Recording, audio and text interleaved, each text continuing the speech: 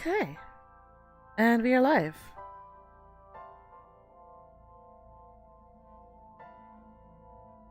Oh, but you guys can't see me. Hold on.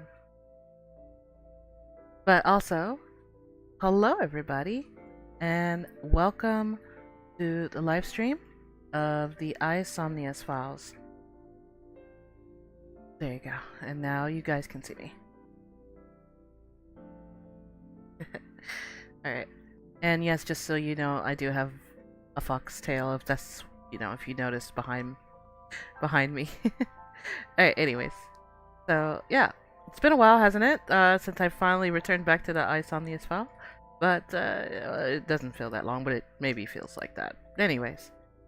So, without further ado, let's go ahead and, let's get this started.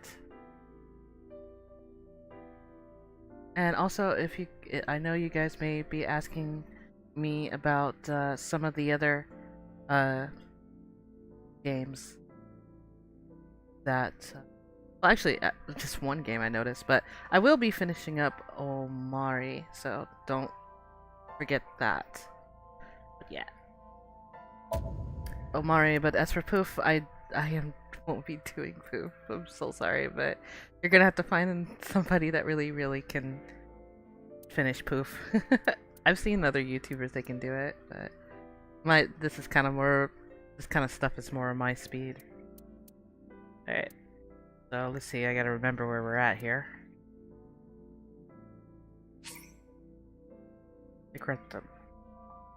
Actually, let me just go to the auto save, because it clearly knows what I'm doing.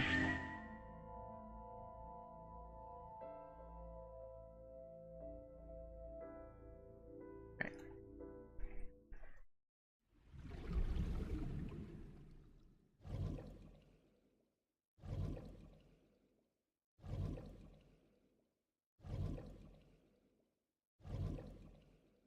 Oh yeah, all that good stuff.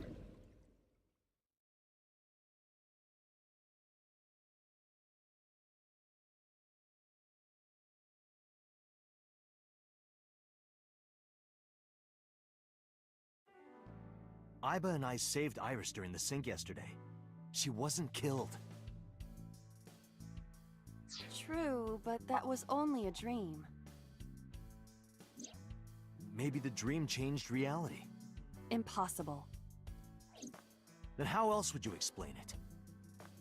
Iris came back to life.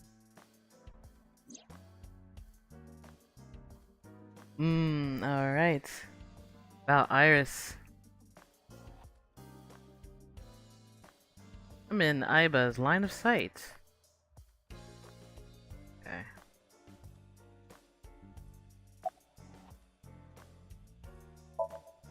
It is absurd.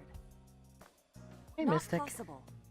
Mi amor. Dreams are figments of the imagination. An incident which took place entirely in your mind cannot have any bearing on the real world. That is preposterous. Consider it. If you were to find money in your dream, does your bank account balance go up in reality? If you were to be attacked by aliens in your dream, does a swarm of UFOs invade Earth? But at the warehouse, You must have been hallucinating.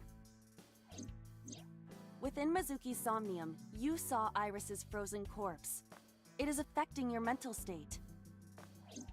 Last night, you were so fazed by it that you couldn't speak. If it bothers you to this degree, why not go talk to Iris?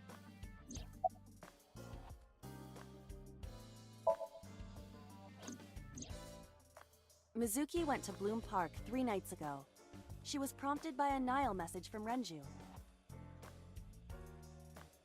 Yuki Daddy's got caught up in something serious.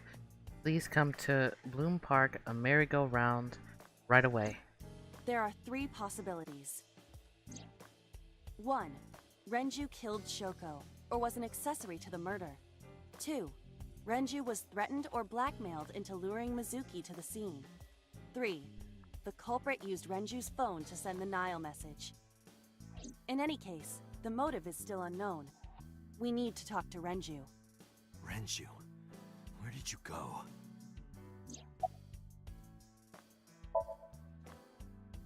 I have done some research. As the name suggests, the company is owned by the Okiuras.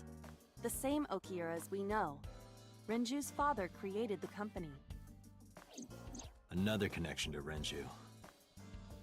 No, actually. Currently, Okiura Fishery has nothing to do with Renju. The company has been managed by office representatives for the past 17 years after Renju's father died. Renju holds no shares and is not involved in the management. In short, Renju did not inherit the company from his father, and it was instead given to other persons. But it can't be a coincidence. It certainly is suspicious.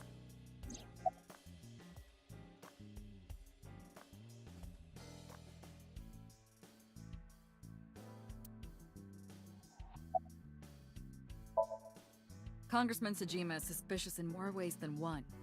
Exhibit A. 3 days ago, So called Shoko Nadami's phone. We still don't know exactly why. He only told us it was meant to be private. Exhibit B. So Sejima was at Okiura Fishery Warehouse last night, but he didn't inform us of this. There must be something he doesn't want us knowing. Exhibit C. So was in Iris's Somnium. Dreams are constructed from memories. Yet the good congressman denies he ever knew Iris.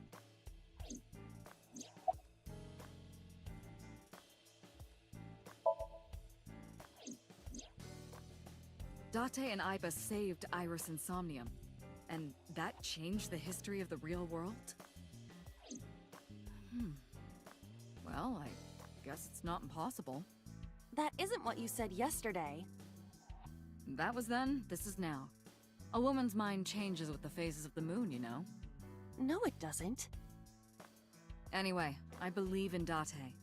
I trust him more than anyone else in Abyss. Stranger things have been known to happen. 2 days ago, Date found Iris's frozen corpse in Mizuki's Somnium.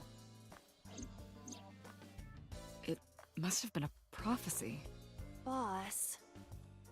There's a lot of stuff in this world that can't be explained by science.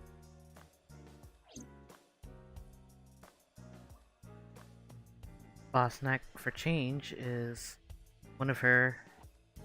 Guess I should disable that when it does that. All right, not having beliefs is what she believes in. That's how she established herself as a major player in the police department, because she believed what she wanted to.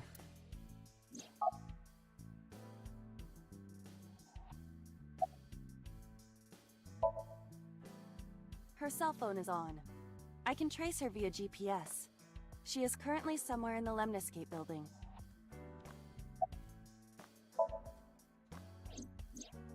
You asked Mama at Marble for information regarding Renju Okiura, correct? It is possible she may have something for you by now.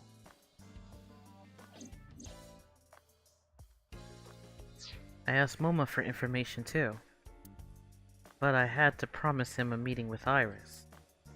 Mama can wait for now. We can talk to Iris's mom as well.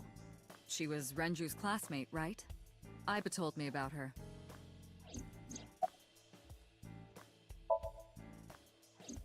I would suggest searching the warehouse again. You may be able to discover why Iris was resurrected. Okay.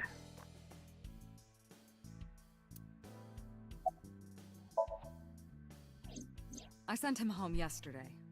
You released him? What was I supposed to do?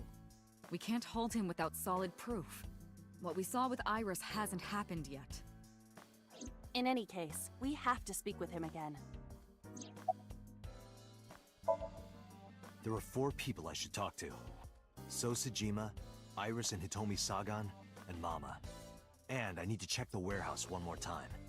We have many avenues of investigation. Let's get moving.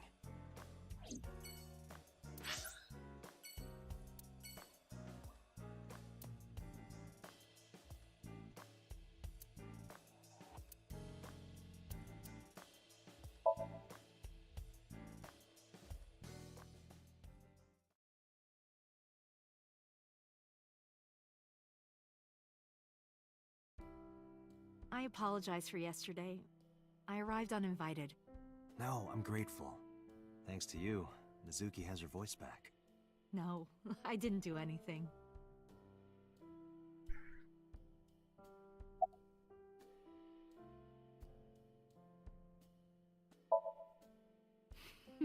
Today's a holiday.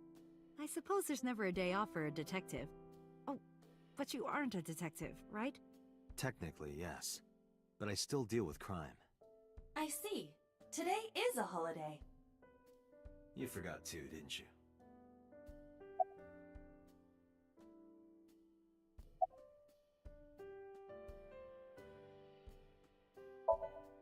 Did something happen to him? You asked me that yesterday. There's no point of hiding it. I told her about Renju's disappearance. Right from the hospital? I'm sorry.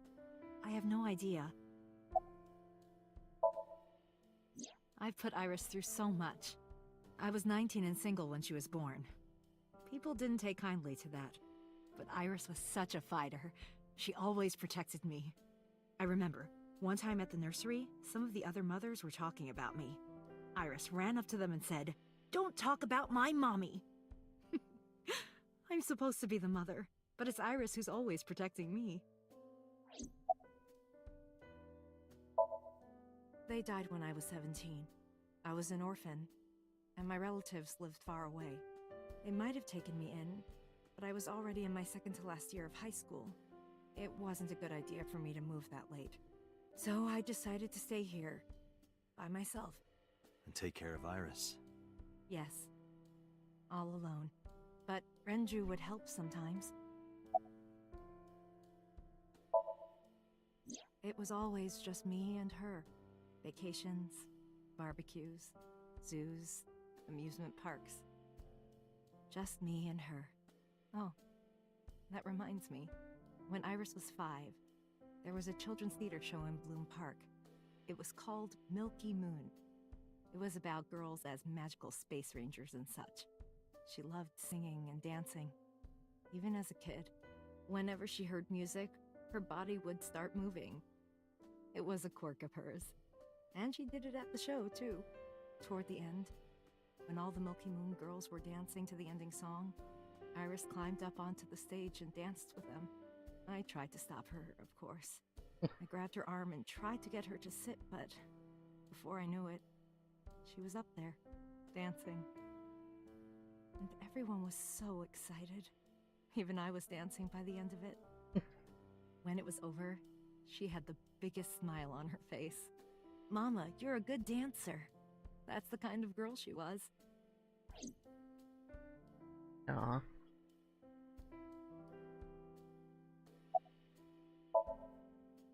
Whenever she sees someone playing music on the street, she'll run up and join them, right then and there. Music at the train station, the crosswalk beeping, even at convenience stores. When their little chime played, she would start dancing. It almost got her into trouble once. She was on the jungle gym and a truck drove by. It was playing loud music out the windows. She climbed up to the top and started dancing, but she lost her balance and fell. She fractured her leg pretty badly. It was on a Sunday, and it was hard to find an open emergency care. I was carrying her on my back, running and running through town. I could still hear her crying. "Will I still be able to dance, Mommy? Can I still dance?" She cried and cried into my shoulder. It was the only time she ever cried so much. No, that's not true. There was one other time.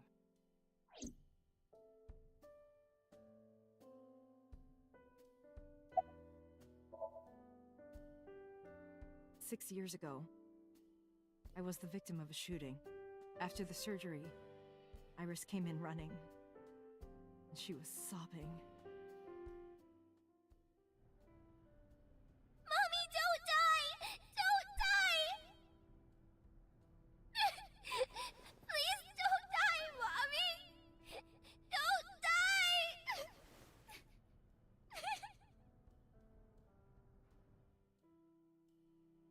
I swore to myself then that I would protect her, no matter what.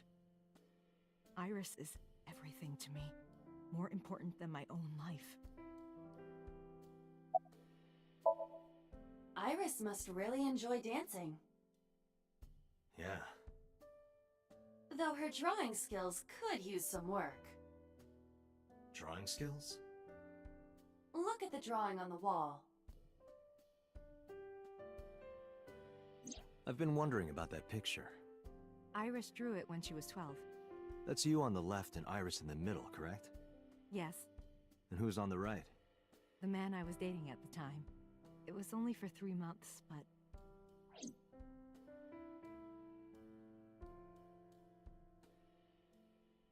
I met him about 6 years ago. Have you been to the Kume Shrine in the Minato district?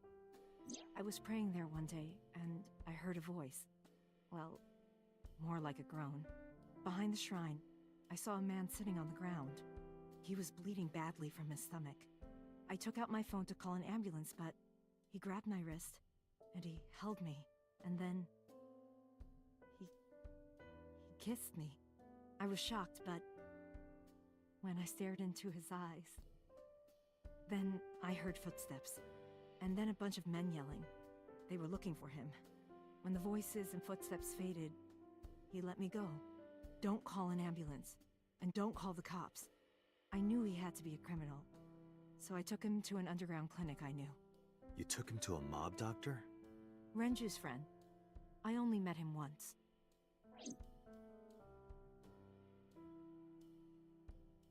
Even though we had our first kiss seconds after meeting each other, it took a long time before I got to see him again. The first time we held hands was when we watched a horror movie together. The first time I took his arm was when we went to a haunted house in an amusement park. But I wasn't the one who grabbed him. A zombie jumped out and scared us, and he clung onto my arm. He had that cute side to him. And I was falling in love. Our second kiss was in the car. It's cliché, I know, but we drove around at night, looking at all the lights. We parked our car near a warehouse and kissed. I don't think we ever said I love you, but we both knew. We were getting closer and closer. I introduced him to Iris about a month after I first met him. Iris never had a father figure in her life before. She warmed up to him immediately and treated him like a real dad. From then on, it was always the three of us together. We would go to the beach, to the river, the zoo, the amusement park. Going to barbecues with another person was a new experience for me and Iris. Everything felt so fresh. Every day was so exciting.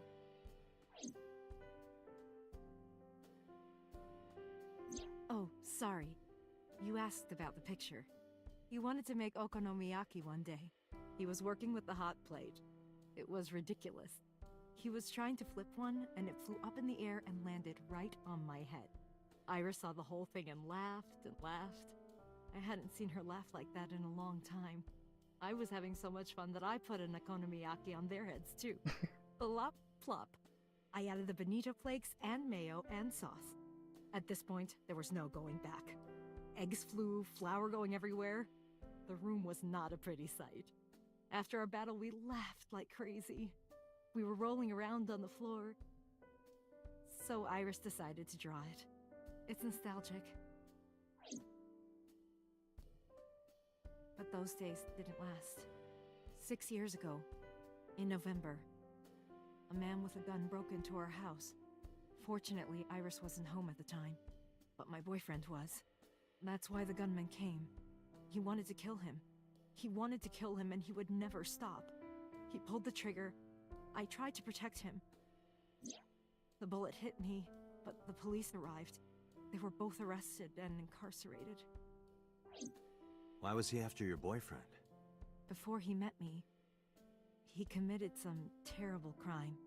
I don't know the details, but it was awful. So he became a target for underworld criminals. I don't know exactly why, but I know that he betrayed them in some way.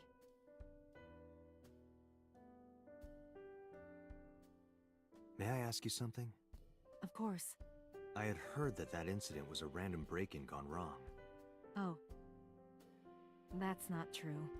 I lied about it at the time, because of Mizuki. Mizuki is Iris's friend. If she found out, Iris would find out too. I didn't want Iris to know. Know what? That I was dating a criminal. He was her father figure. Iris looked up to him. If she found out about his past...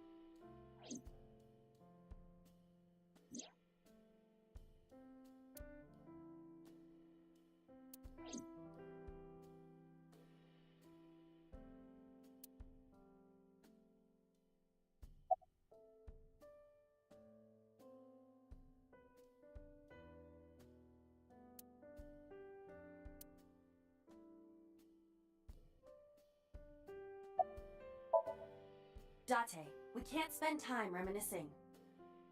We have to get moving. Yeah, let's go.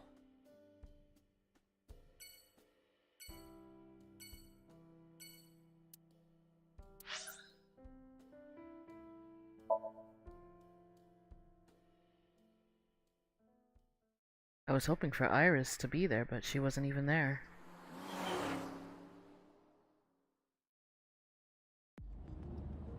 So Sajima is a key person of interest in this case.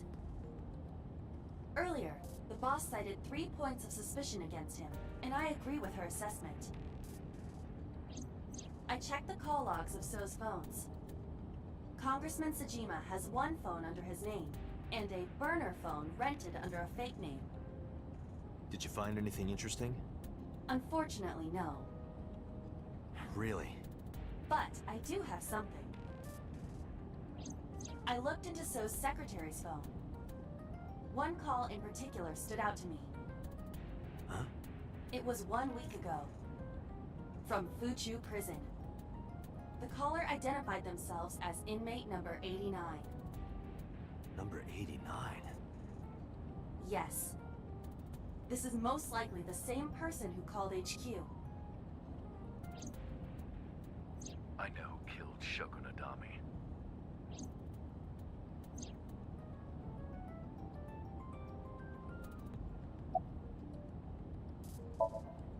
Murder. He is serving a life sentence for multiple counts. He was imprisoned 6 years ago. 6 years ago? From what I can determine, he is an assassin. He accepts jobs from the criminal underworld for substantial rewards. His code name is Falco. Falco? Correct.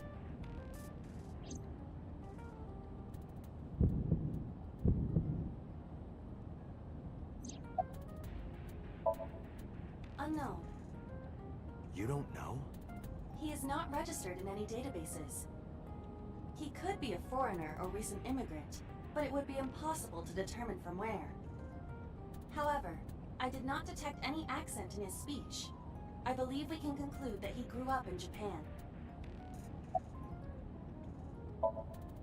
Unknown.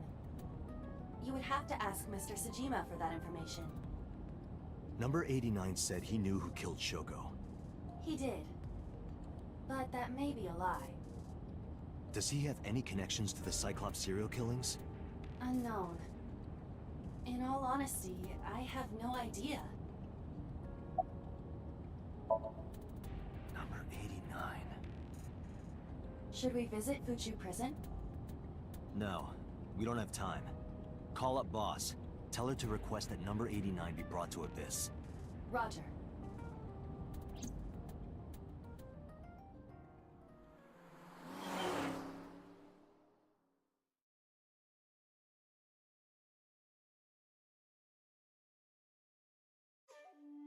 I heard there was no body found at the cold storage warehouse. Isn't your investigation over?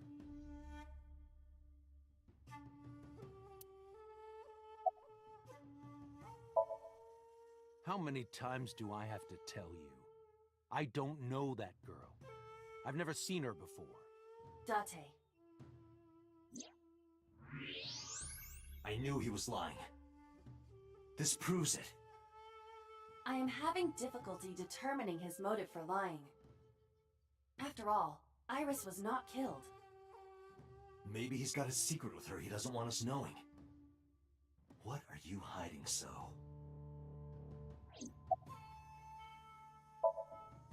You are beginning to irritate me. What did you want to talk to her about?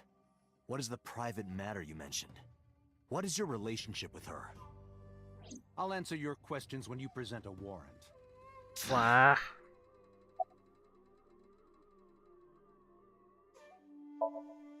I told you I will not answer that question. And why not? We didn't find anything there. There's nothing to hide. It appears that he will not respond. Number 89? Who is that? An inmate at Fuchu prison. He used to go by Falco. He was an assassin. Odd, finding such a person in Japan. What about him? About a week ago, he called your secretary. I don't know anything about that. He was probably calling for a pardon or some such nonsense. My secretary probably decided it wasn't worth my attention. If you need information, you can ask her. I can't help you. Haven't you people got enough? I'm very busy, excuse me. Oh, actually, I do have one more thing to tell you. To be honest, Kaname Date, I don't like you. I don't ever want to see you again. So I suggest that you don't show your face here anymore. It's what's best for both of us, understand?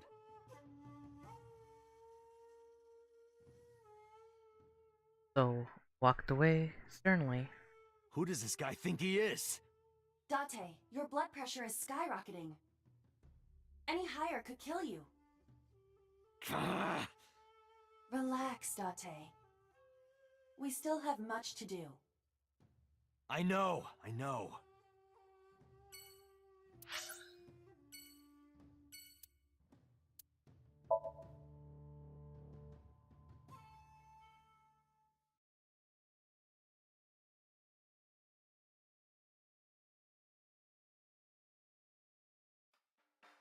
You need more info on Ren?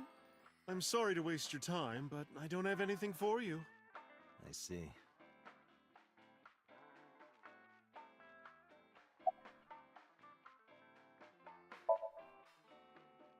Oh, Falco? You know him? I know him as a famous assassin in the underworld. Just rumors, though, nothing specific. What kind of rumors? He's good. 100% success rate, no evidence. He was a world-class killer. Did you ever meet him? Nope. I don't even know what he looks like. Any other info? I know he's connected to the Kumakuras somehow. Them again. Well, that's about it.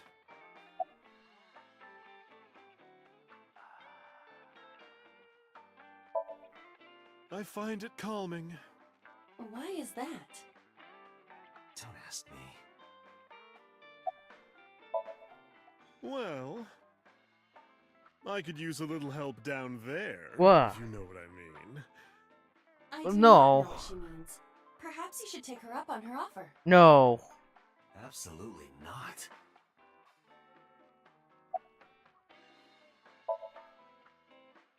You know about Renju and the Kumakura gang, right?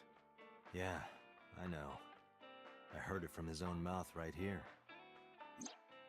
Do they have anything to do with the talent scandal at Lemniscate? Maybe now they do, since Renju is the president of Lemniscate. But even before that, Renju and the Kumakuras go way back. All the way back to high school.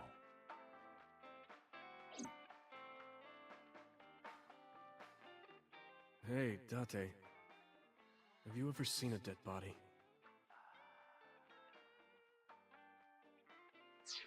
I remember Renju saying that to me after he and I went through a battle. You're a policeman.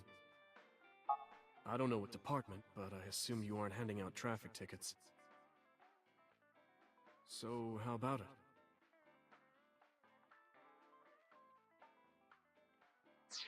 I didn't answer. I turned the question around on him. What about you? Me? Well, yeah.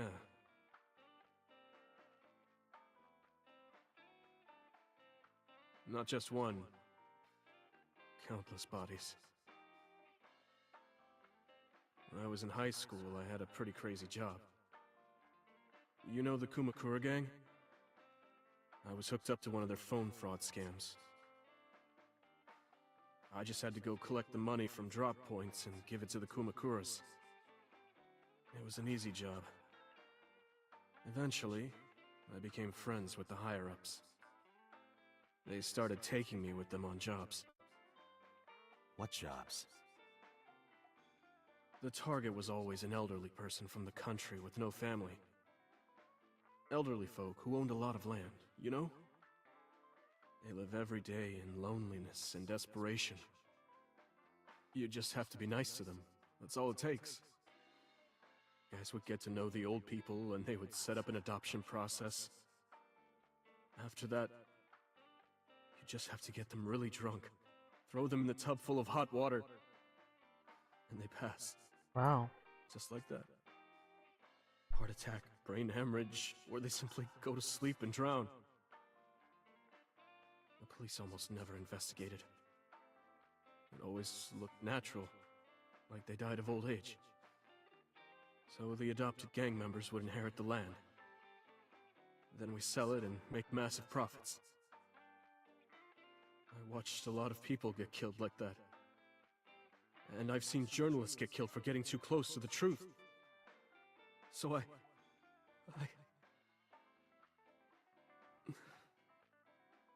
Why am I telling you all this?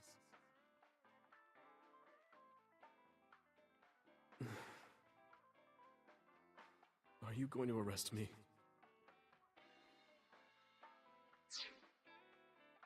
I took a sip from my glass. I didn't say anything for a while. You didn't do it yourself, right? No, I was always the lookout. But still... Date, Tears fell to the counter, unending. We didn't say another word until the ice in the glass had melted to nothing.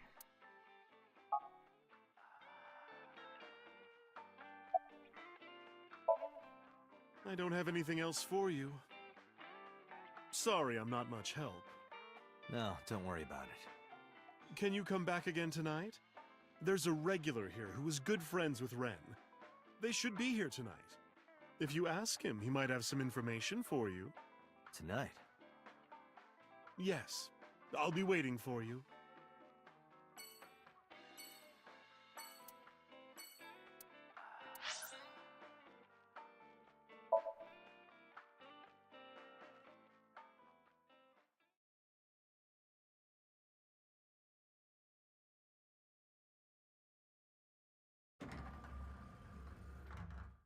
I am so aggro right now. Who says that? Why are you angry?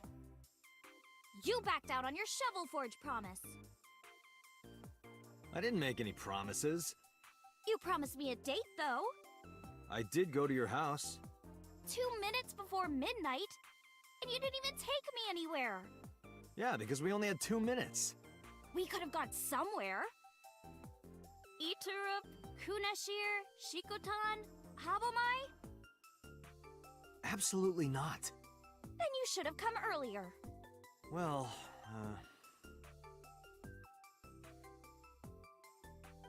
Dear.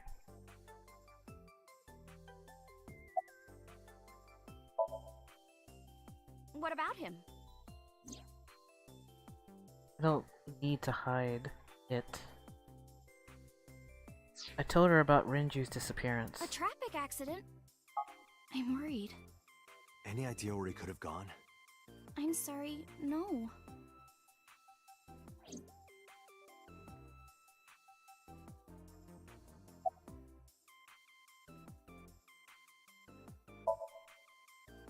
I know you were mad about our date, but why was your phone off?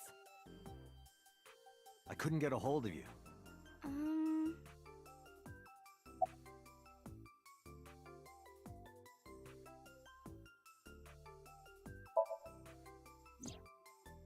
Last night around 2 a.m., someone visited you. Who was it? And you left the house as well. Where did you go? You really want to know? Yes. And you'd do anything for the answer. Wow. Yes. All right then, Shovel Forge. No. Then go on a date with me. Again, no. But you owe me for yesterday. I told you I couldn't get a hold of you. Objection. Even if you did get a hold of me, you didn't want to see me anyway, right? Until you fulfill your promise, I won't tell you anything. Wow. Iris, promise you won't laugh, but I saw something at the cold storage warehouse last night. What? Your dead body.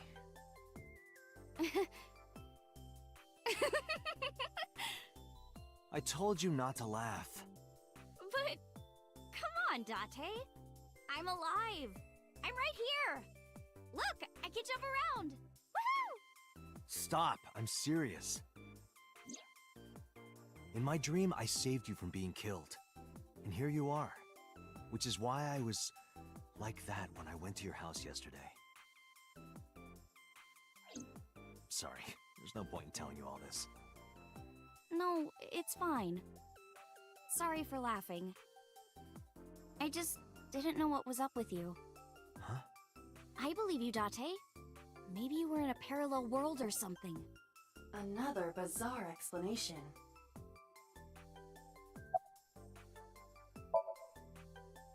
Off? Yeah, from school.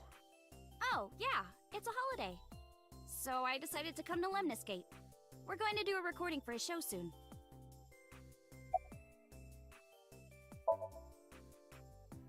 I've seen him on TV. Ever met him? No. Not at all. No, not at all.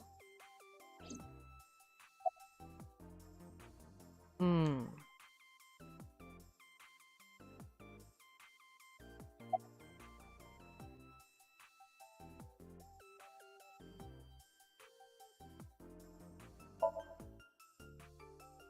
I want to too. We've been looking for him. We've been getting so many calls, it's hard to keep up with.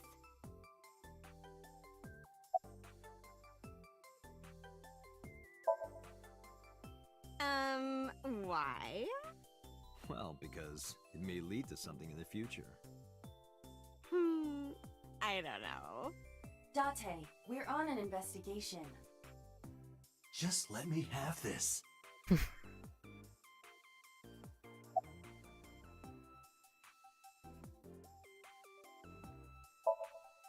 That's enough. I'll come right out of your eye socket if you don't stop. I'm serious. I'm going to pop out.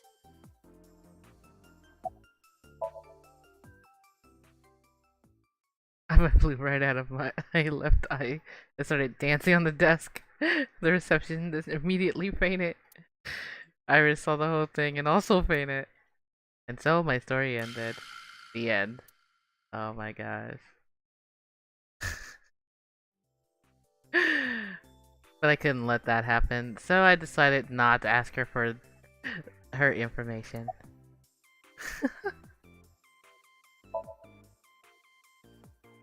Well, I like guys that like New Guinea fruit bats and yellow spotted neck turtles. I cannot even picture that. Okay. So, what are we doing? What do you mean? For our date, of course. Don't go on a date.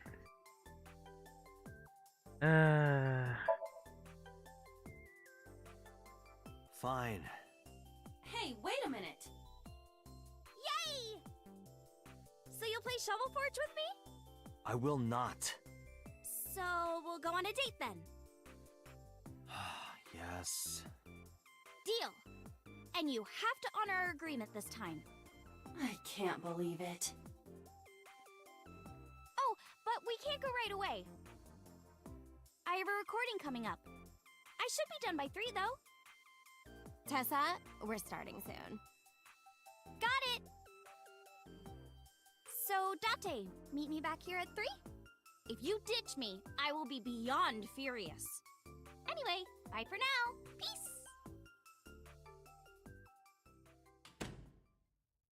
Iris smiled and strode over to the studio.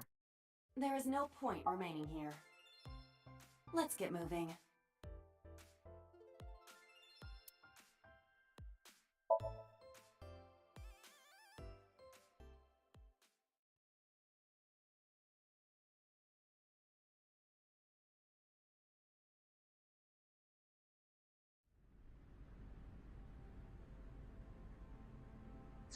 With Iba in my left eye socket, I walked into the cold storage warehouse. I could see my breath. I looked around, shivering. Nothing seems changed from last night, though.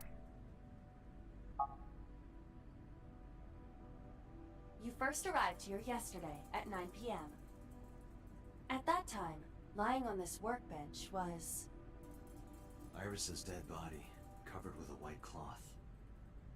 But the second time, The corpse was gone. it was 11:25 p.m. But the body could not have simply vanished. Crime scene investigation was here before 11:25 p.m. When did they arrive? According to the report, 10:30 p.m. After we finished syncing with So. It took them an hour and a half to get here? Correct. Why did it take them so long? Unknown. The report does not specify. Perhaps a result of outside influence. Outside influence? In any case, there is nothing of note about the bench. Examining it will not reveal any further information. A forklift. It doesn't seem like it's in use. It was likely just left here.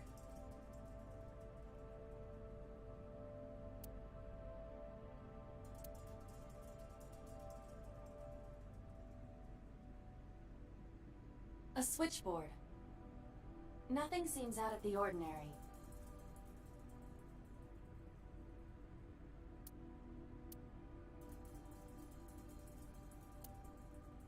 A forklift. Nothing seems out of...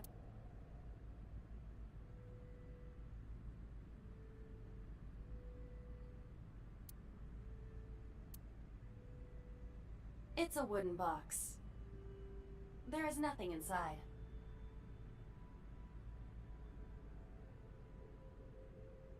There are only a few items on the shelf. It is likely that this warehouse isn't in regular use.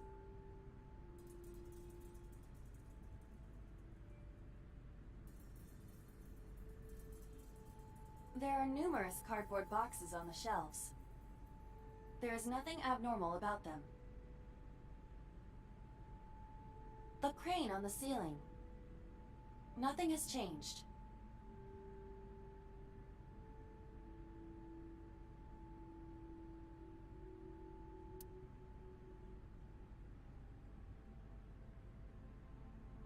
Hi, I'm Jemimon. Iba, the jokes, you've gotta stop.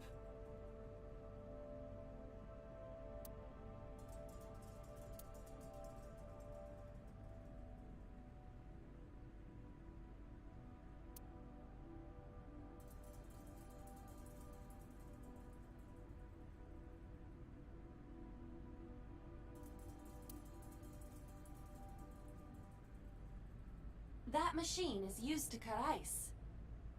Do they store ice here?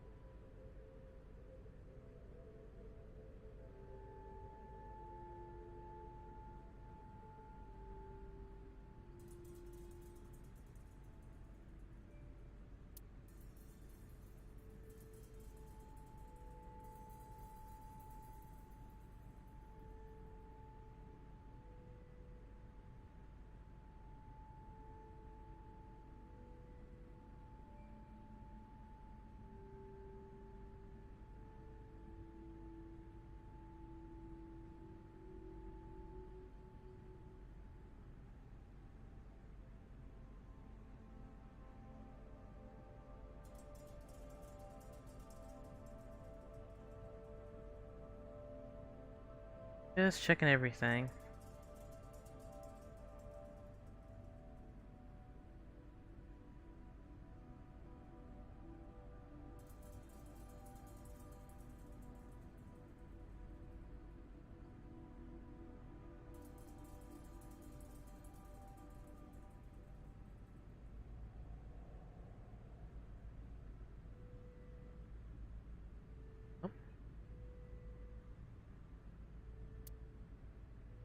We searched the warehouse again, but we didn't find anything useful. Nothing. But finding nothing may, in fact, be something. What do you mean? I was just thinking out loud. Let's get going. Date, your temperature is dropping. At this rate, they might find your body in here.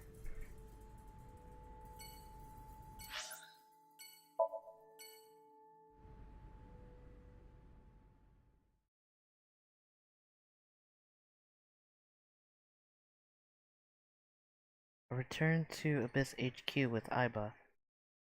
I need to talk to the boss. As I entered the room, the boss smiled like she was waiting for me. I took care of what you asked for. Number 89? He's here, in the interrogation room. I'm on it. You'll go without me this time. I have some errands to run. One of the higher-ups needs me. I'll have Pewter go to the interrogation with you. Understood.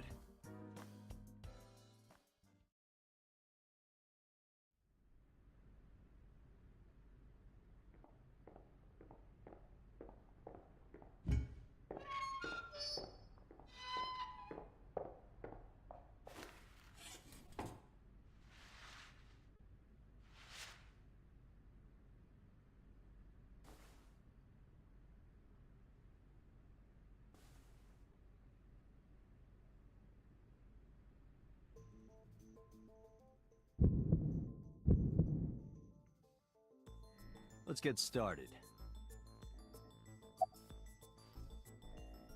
Alright, let's see what we got here. Man known as number 89 is sitting right in front of me.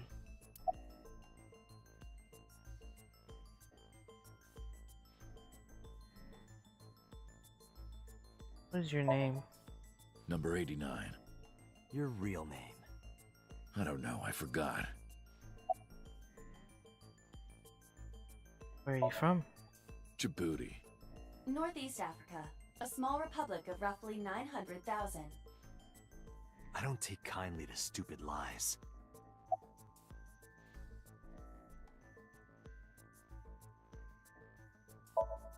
Kill. I don't know. It's not like I'm counting. Why did you call Sosajima's secretary? Oh, you know about that. It's true. I called Sajima's secretary. I got him on the line and I told him something very important. You spoke with him directly? Yeah. What did you tell him? I told him to call somebody. Somebody? I can't tell you anymore. About Shoko's murder? Alright. Let's get back to the topic at hand. 2 days ago, you called our investigation office. You said you know who killed Shoko Nadami. That's right. Who? Hey, don't be so hasty. We haven't agreed on a deal. You're gonna let me out of prison, right? Yes, I promise. You're lying. You don't want to release me. That's fine. I was expecting this anyway. I just wanted a good excuse to leave the prison. What do you mean? You really want to know? Here's what I mean! Oh! Uh-oh! Oh, snaps.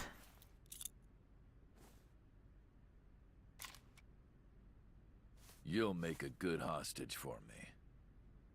Take me to the exit. Now. Yikes.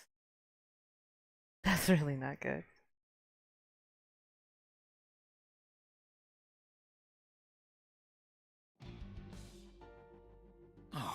darn. Are you kidding me? A criminal serving a life sentence just escaped from Metro Police. I ordered everyone to keep quiet about this, but it's only a matter of time before the press sniffs this out. We need to get number 89 back before then.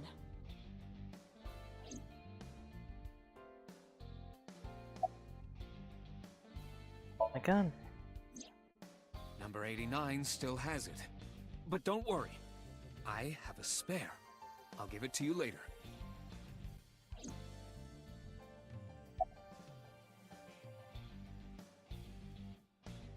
How did he get away?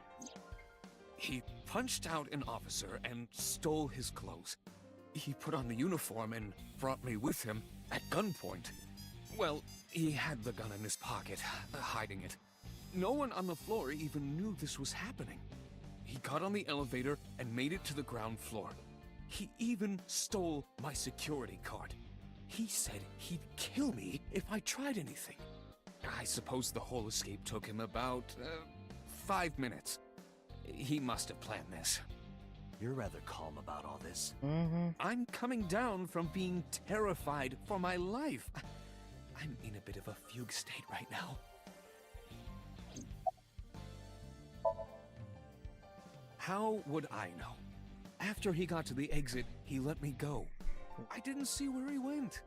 I collapsed right there.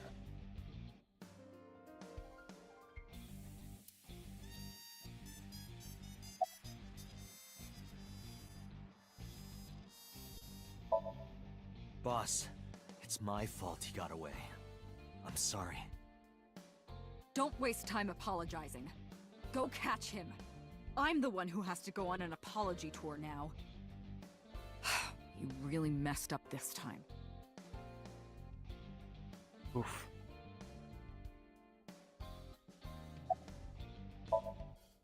Date, I know you are already aware of this, but there are security cameras all over this compound. I checked all of them. Number 89 fled in a car that was waiting for him. So he had an accomplice. Yes, Did you see who was driving? I did.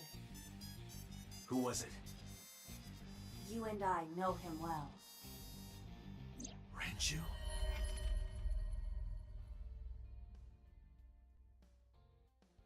I told Boss and Peter about what Iba revealed to me. Renju? Why?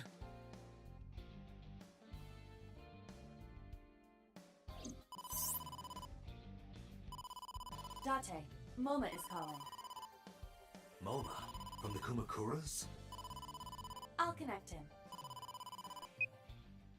Hey, Date. I just got the word. Renju's been seen. What? Where?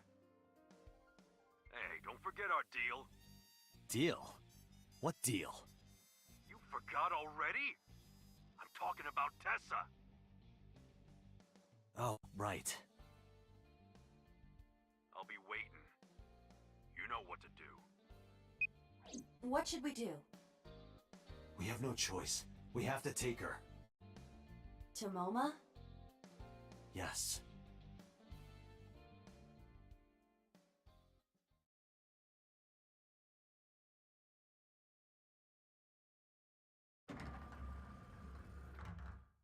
Oh my gosh!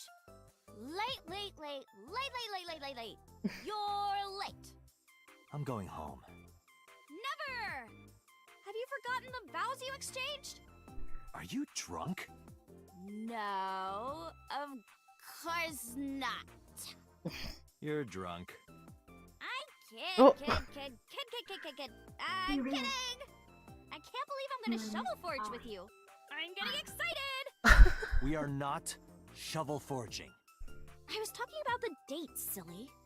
Shovel Forge and Oh. a date are synonymous, apparently. Raven, thank you. So where are we going? Wow, what a surprise. Raven, thank you so much. You're a good online son. Thank you. Love you too, and always miss you as well. Thank you. That is just so sweet. For the donation, thank you, thank you. Scared me though, cause I was like, what the? Oh man. Thank you, seriously. Oh my gosh.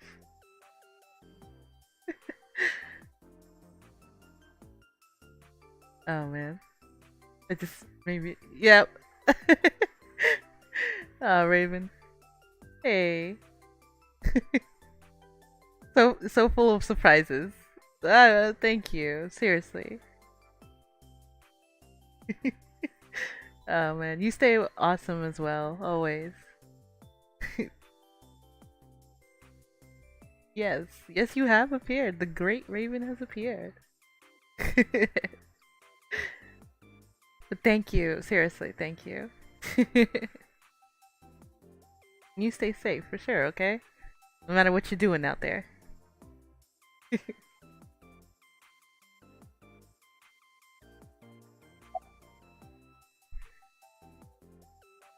Aww. Yeah, I will, don't worry. I'll keep doing good, I promise. I definitely wanted to catch up with everybody. I was like, I don't want to be gone again after like what, almost 2 days. Maybe longer after I got my computer. I was like, okay.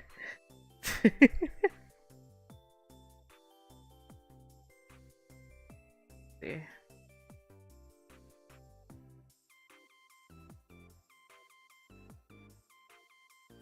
Let's see. Where should I take her? Sure, just straight up. No point lying to you. I need you to come with me to an office. I'll have to inspect it though. What? An insect show? I didn't know you were into that. I'm playing iSomnius. Okay, it's kind of weird, but whatever. Let's go to the insect show. The original iSomnius. But yeah. Because I've already beat iSomnius 2. Somnius Files. So yeah. Okay. So he's taking her to the Kumakura's place. It's really, to me, I'm enjoying this. I'm just trying to show how the original was before I played 2.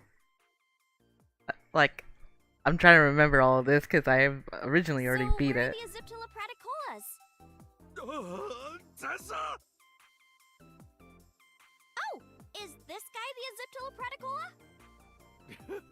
What are you talking about? Oh, sorry. Are you the insect trainer? Go ahead. Sorry for interrupting. Start the insect show now! Oh my. Wait a minute. This is a gangster den. Took you long enough. Date, you tricked me! What? He told the truth. I wasn't trying to trick you. You just misunderstood me. But I wanted to see the bugs! I really did! Wow. Oh, so she likes insects as well.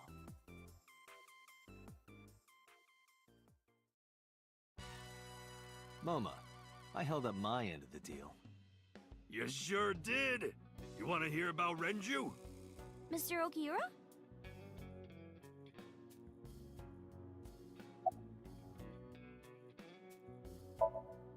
Oh yeah, I haven't introduced this old man yet. I'm 24! Moma is lying. He is at least 48. Wow. Absolutely. Oh, he's 10 years older. Or myself. way older. My name is Moma Kumakura. I work for a prestigious advertising agency. Mm-hmm. You run the Kumakura gang, right? You're like a mob boss. How did you know that? Is he stupid?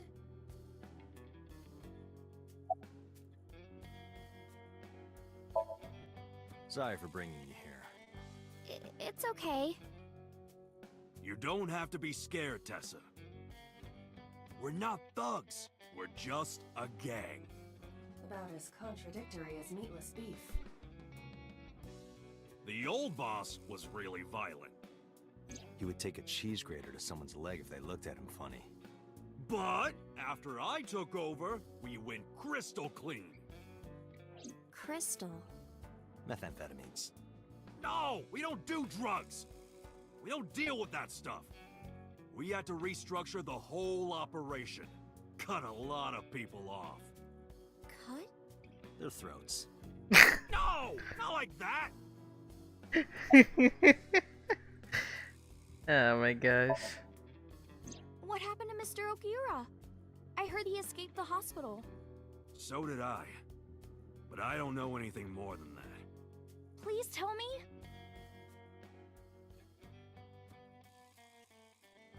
Renju escaped from the hospital was strange. 3 things stuck out to me. I laid out the facts.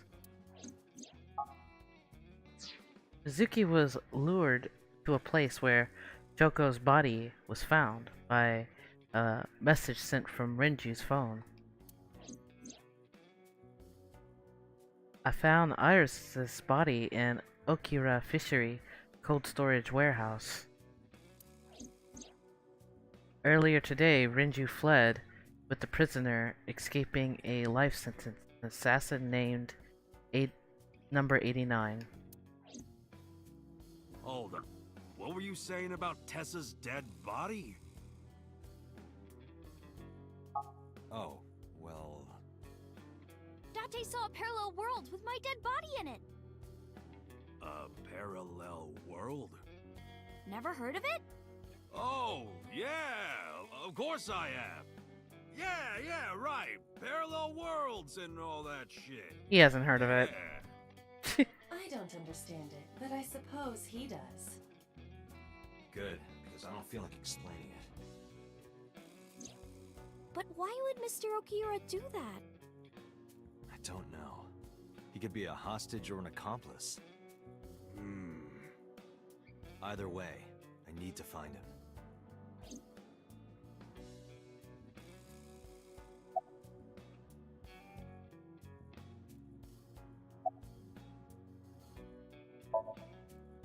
You said on the phone that you saw Renju. Yeah, I had all my people looking for him. So, tell me where he is. I could. Wow. Hey, I held up my end. I brought Iris like you asked. Date, come here. Mama took me to the corner of the room. Date, I don't quite know how to ask this, but... Can you ask Tessa if I can shake her hand, please? Oh, that's it? Sure. Woman and I broke our huddle. Iris, could you do me a favor? A favor? He wants to see your boobs. What the fuck, dude? I didn't say that! Wow. Oh, sorry. What I meant was, he wants to shake your hand. Oh, a handshake. Sure. I would never show my boobs. Oh my goodness. Wow. Iris took Moma's hand gently and shook it. Jeez. Date, this is the happiest day of my life. It feels good to be the boss. So how about it? Alright, here it goes. Renju was seen in 2 places. First, Sunfish Pocket, the maid cafe. Second, Ikume Shrine. Sunfish Pocket and Akume Shrine. Got it, thanks. No problem, bro. Really.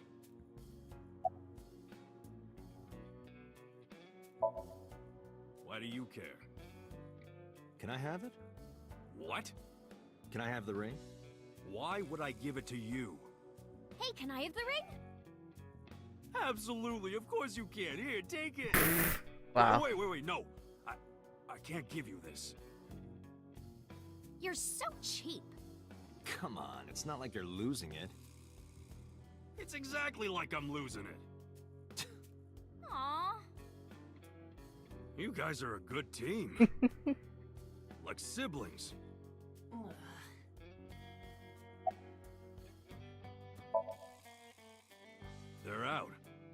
looking for Renju.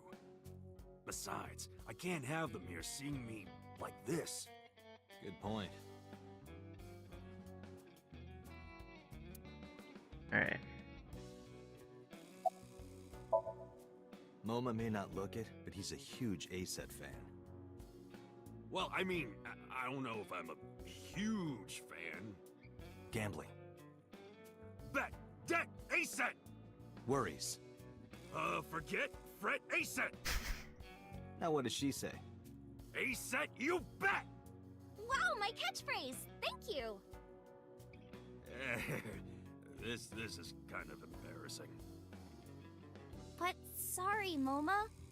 I don't like gangsters. Oh dear. I don't like gangsters either. Gangsters are awful. All those nasty Yakuza guys should drop dead, am I right?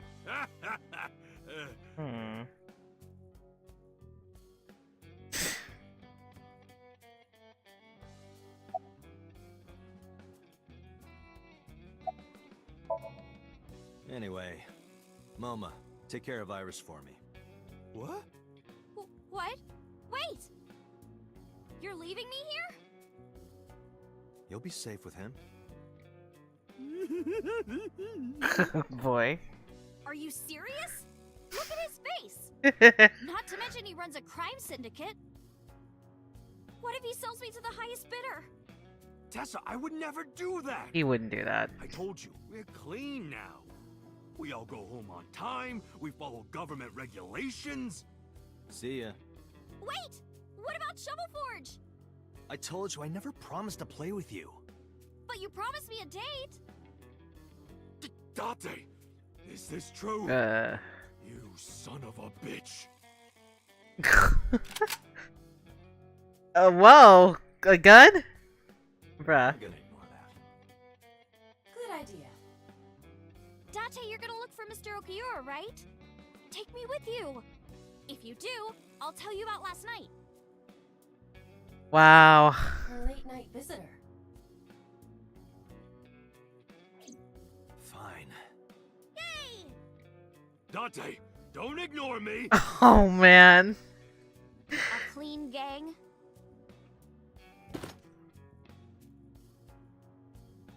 Oh, that's just a toy. That's uh-huh. Oh, just a toy. Let's leave them alone for a while. We have 2 places to check. Sunfish Pocket and Ikume Shrine. I want to go to the warehouse too, where you found my dead body. Something bothering you? No, I'm just curious. Oh, and one more thing. Can we eat somewhere? Wow. Food sounds good. I haven't eaten in a while. Oh, my chest hurts. Getting hard to breathe.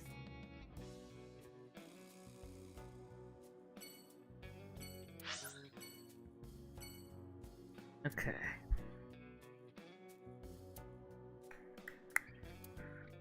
What's the shrine, actually?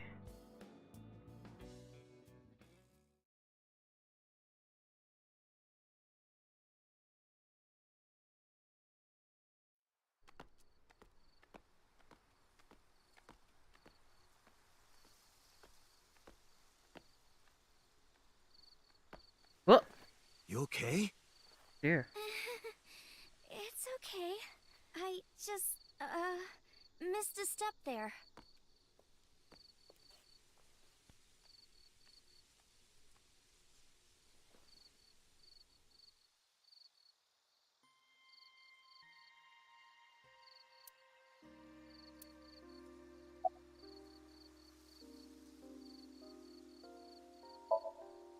It's nostalgic.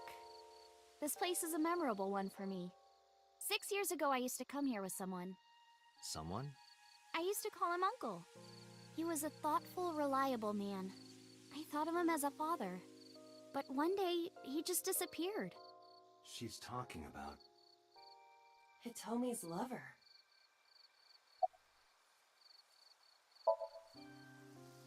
When you asked me why I became an idol, I wasn't being entirely truthful. I told you that it was because I wanted to become famous. But more specifically, it was for Uncle. I've been looking for him for 6 years, but I didn't find him anywhere. I didn't know where else to look. So instead of me finding him, I thought that he could find me instead. You think if you became famous, he'd contact you? Yeah. So that is why she became an idol. I mean, it's also been my dream since I was little. That's a part of it, too. So why do you use the name Asa? Shouldn't you use your real name?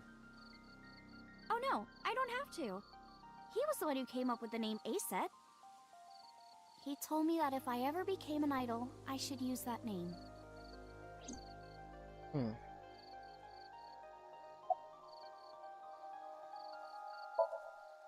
flower over there. Flower? You can't see it from here, can you? I know it's there because I've been to this shrine before.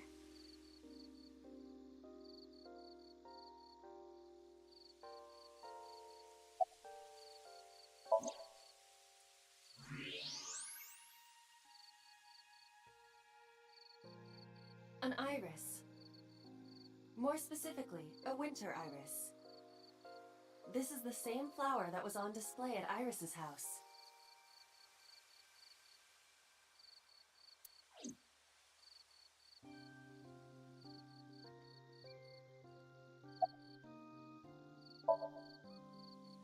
Yeah, how did you know? It's the same kind that's at my house. I told you about what it means, right? Good news and hope. Iris is also a part of the eye, and the Greek goddess of rainbows. She delivered messages from the gods. That's why the flower means good news and hope. About the shrine. It's called Ikume Iribiko Isachi no Mikoto, or sometimes Ikume Tenno, or Ikume no Mikoto. There are legends about this place written in the old text. It's a shrine dedicated to the gods. The old legend goes like this. One day, Ikume Iribiko sent one of his followers, Taji Momori, on an urgent quest to find a mysterious magical fruit. A fruit called Tokijiku no Kaku. It's said that eating it will grant you immortality. After many hardships, Taji Momori was able to find the fruit. But by the time he got back, Ikume Iribiko had died. Taji Momori mourned. He handed half of the fruit to the man's wife, and he left the other half on Ikume Iribiko's grave, then died on the spot. It is said that that fruit is still inside the shrine behind us. Really? The fruit of immortality. Yes.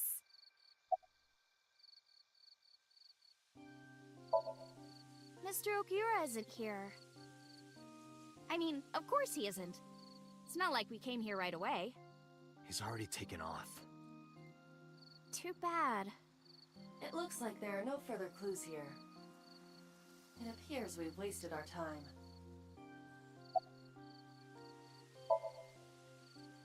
Not interested? No, not really. I'd rather have normality than immortality.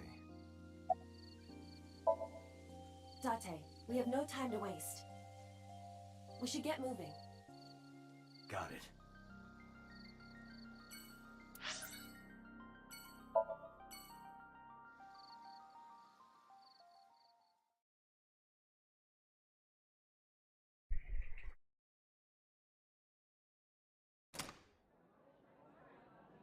I saw a familiar face as I entered. It was Mizuki.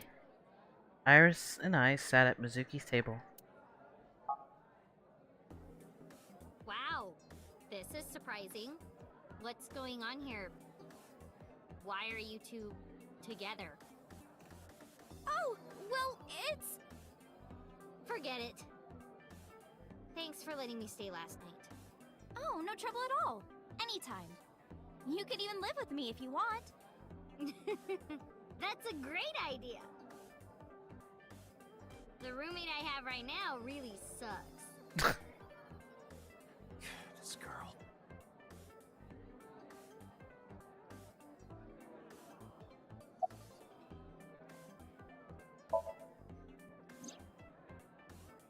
I've heard that Renji was sighted here. When do you mean? When? I got the info a few minutes ago, but I don't know when he was seen. Oh. Ringing any bells? Well, he hasn't come by today, but yesterday. Yesterday? But I was here yesterday. It was after that. After you and Ota left. Why didn't you tell me sooner? You didn't ask. And I don't have any way to contact you. Oof. Damn it. We just missed him.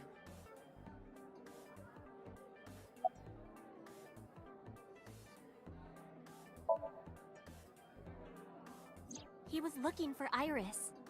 He was asking everyone where she was. Looking for me? Yeah. Did he give a reason? No, not in particular. Iris, can you think of why he would be looking for you? No, not at all. Mizuki? I don't know either.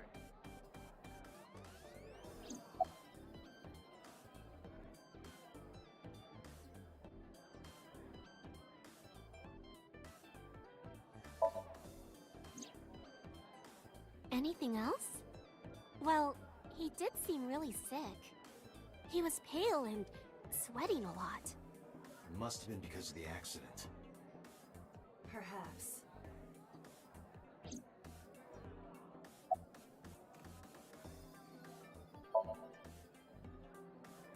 Well, a triple wart sea devil or an Anacanthus barbatus. That's a mouthful.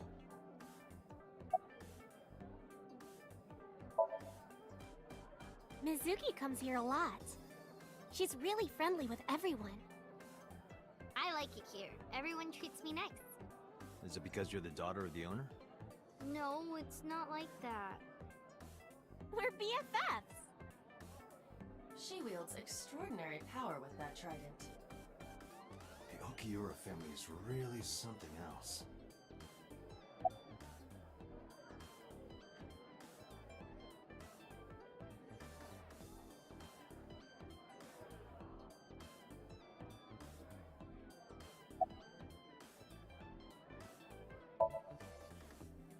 What are you gonna do, scold me or something?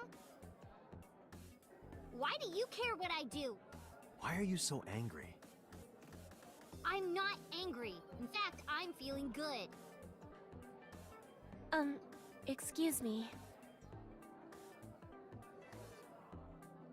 The mermaid took me to the corner of the store. Mizuki was crying earlier.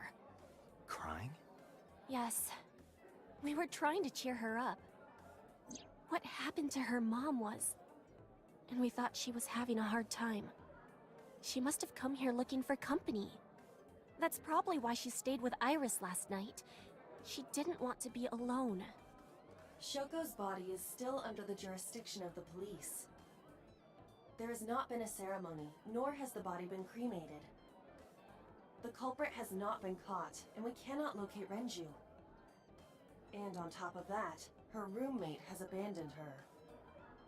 I did not abandon her.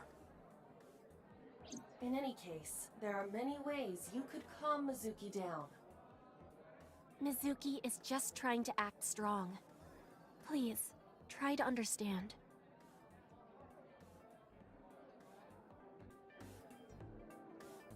Oh, well, Raven, I really hope you do well on Destiny for the new season, definitely. Do your best out there, yeah. I'll be rooting for you.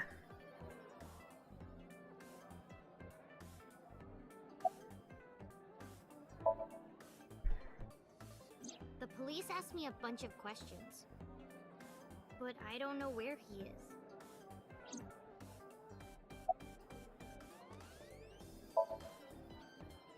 Why are you asking me about that? I was just curious. That company was made by my grandpa, but Daddy has nothing to do with it. I don't know anything about the warehouse.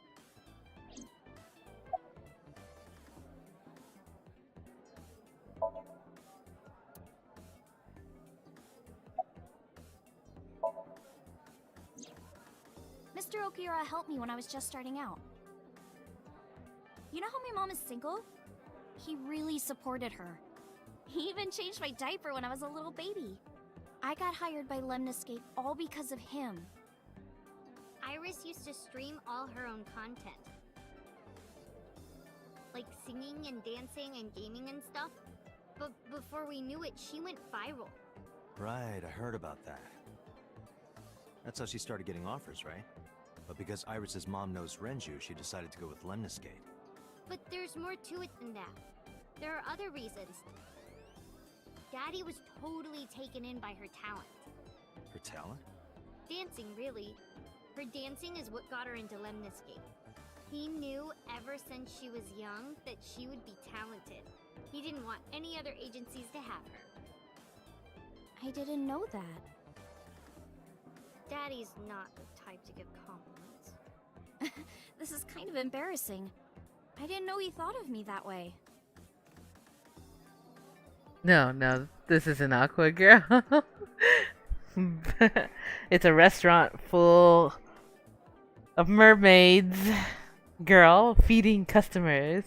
And there are rank of different titans. The more you pay, the more different tritons you get. And I believe what she's holding on to is probably the most expensive one, I think, if I remember right. So that's why she's... yeah.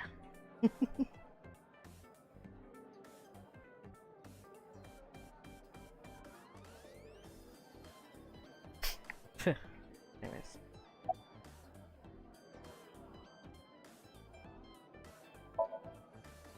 Do you know this mermaid? She's my friend from back when I worked here. We would hang out outside of work, too. We'd go to haunted places and UFO sightings and stuff. Blow those boys away! Wow. Blow those boys away! Yeah, blow those boys! Mizuki, you really shouldn't say that. I don't think y'all should have said it either. Iris, I still need to know. What were you doing Sunday at 2 a.m.? You haven't fulfilled your promise. This is the date. I fulfilled my promise. I told you. No info until the date is complete. Don't you get it? This date isn't over yet. Wow.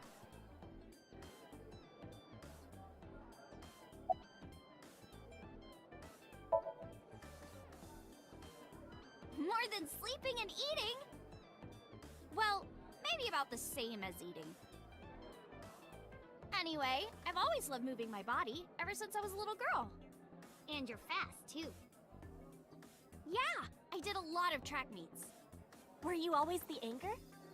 Mm-hmm. That's amazing. I told you that Iris is the goddess of rainbows in Greek mythology, right? She was the messenger of the gods. She had to be really fast. Rainbows being so fast to disappear was the source of the legend. You're as fast as your namesake, then. You want a race? Sure. Let me get the chance.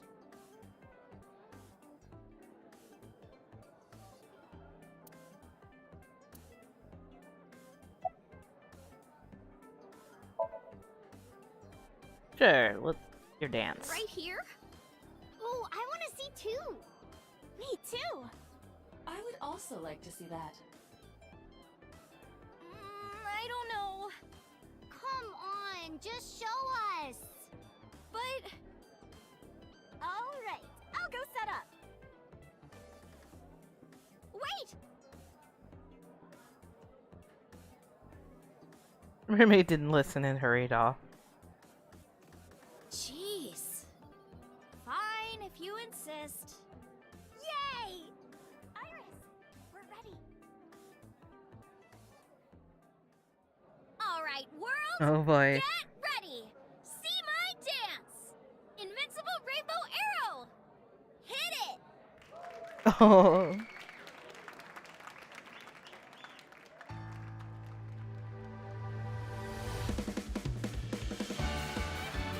Wow.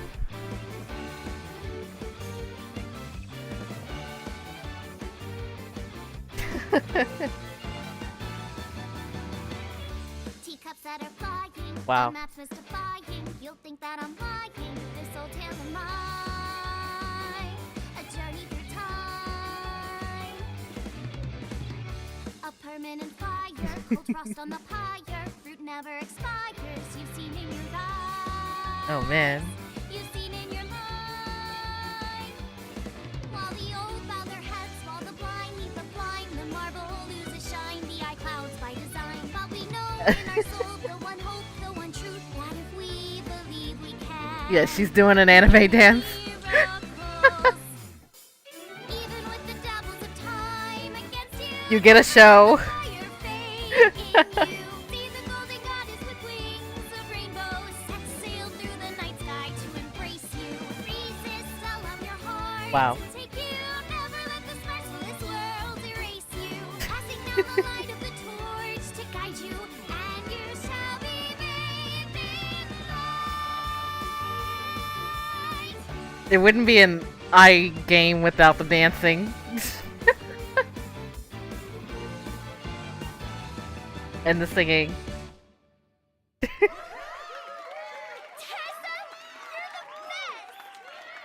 Wow.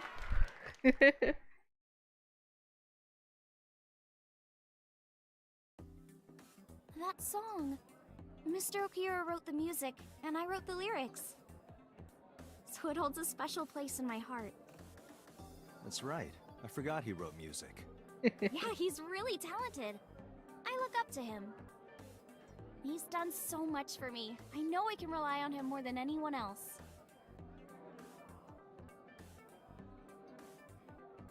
Imagine me just going up there dancing too. No, I think I would scare everybody.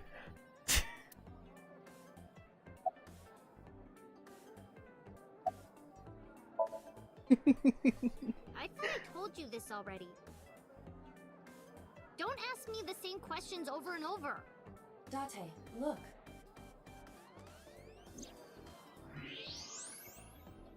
Oh, Mizuki. Lying? Possibly. She may just be excited or upset.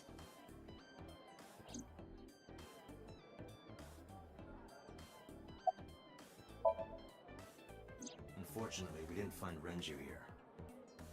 But we discovered that he was looking for Iris. But why? We can think about that later. Let's get going. Yeah, you're right.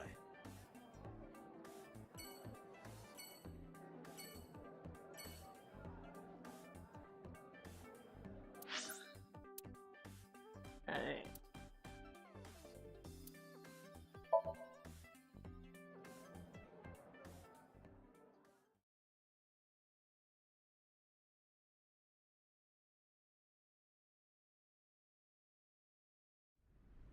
I saw it. I'm sure. Your corpse, Iris. Right here. But I'm here now. Maybe I'm a ghost. You don't look like a floating sheet. You have legs. But maybe they're not legs. Maybe they're my boobs. What the?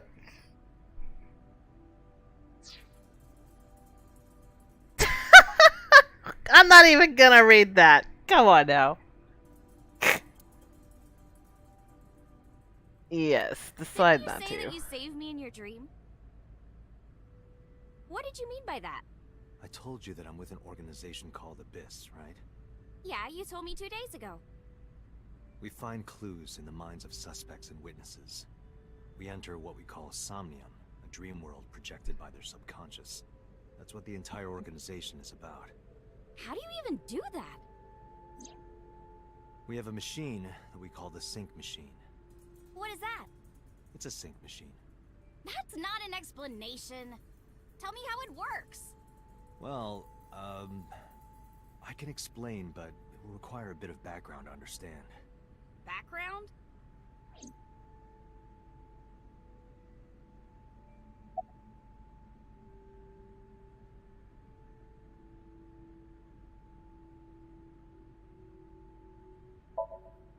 Nanotech? Yeah. Technology related to really small things. Like really teeny tiny things. And when they make a machine, they're called nanomachines. I heard they use them a lot for medical and tech fields. Some of the cutting-edge nanomachines can even go inside your body and cure illnesses. They can even cure cancer. And they go beep, beep, beep. That's what Mom said. Well, I don't know if it was like beep, beep or rrr. But anyway, nanotechnology costs tons of money. Only a few people can even afford it. My college professor said only the richest of the rich have nanotechnology. But he's pretty liberal, so... Largely accurate. Nano is a prefix meaning 10 to the -9th power. A nanometer is therefore 0.0000000001 meters. The sync machine uses machines approximately 2.16 nanometers long.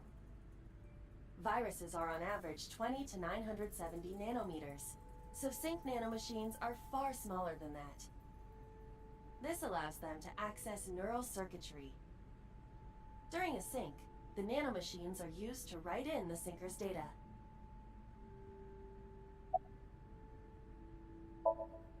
I've heard of it. The blood-brain barrier, right?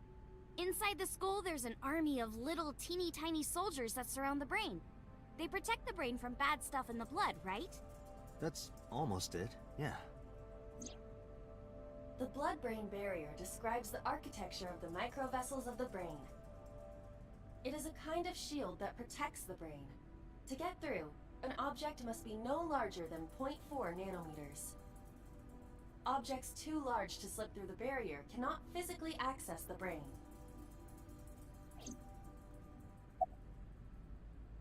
I guess not. No, I know what it is. It's the core programming behind AI, right? That's right. What's wrong? What? You're shivering. It's nothing. Don't worry about it. To borrow Pewter's explanation, with the advent of the Wadjet system, we can extract the data of the human psyche. This data is sent to the brain, which achieves the sync.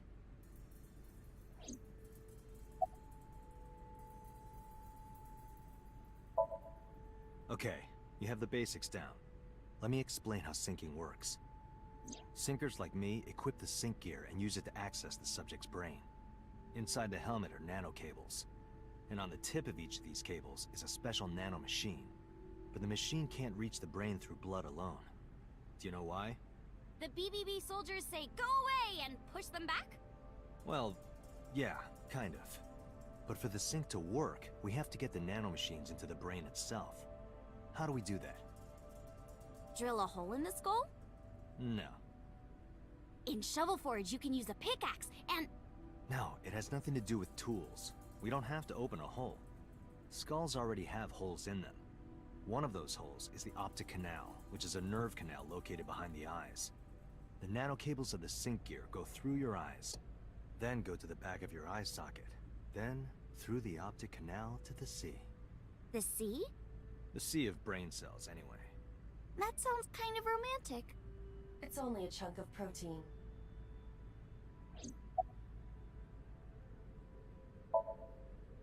Once the nanocables arrive at their destination, they can begin the sync process. They slide into the brain like roots of a tree. And on the tip of each cable, the nanomachine sends and receives data. This is controlled by the Wadjet system. And that's how the syncer and the subject exchange information. Exchange? Think of it this way. The human brain has a max capacity of one psyche, one consciousness. Multiple instances of consciousness inside one brain can cause a total collapse of higher brain functions. You know how a car only has one steering wheel? If there were two, there would be accidents all over the place. Well, don't some planes have 2 control sticks? Okay, maybe it wasn't the best metaphor. What I'm trying to say is that the human body can only hold one person. If you try to have 2 people inside one brain, it will break. I see. Because of this, the syncer's data goes inside the subject's brain. And the only thing inside the subject's mind at the time of the sync are their memories. Like a house with no one inside. We sinkers break into the house, look for clues, and leave. All within 6 minutes. There's a time limit? Yes, or else the house will collapse on our heads. The neural circuits would become too deeply entwined with one another. To put it simply, the sinker would be trapped inside the subject's house.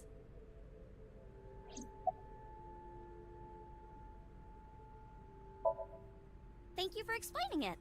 I don't completely understand how sync works, but still. Just don't tell anyone. This is extremely confidential. It's okay, I won't. Date, tell me this. Hmm? Who did you sync with yesterday? Didn't I show you his picture? Congressman Sojima. So that's why you know so much about him. But you've never met him, right? I haven't, I swear. Hey, Date, you saw my corpse here, right? I did. I'm sure of it. And in SoStream, you saved me from getting killed. Yeah, And then somehow, I resurrected. yeah. Date, that means you're...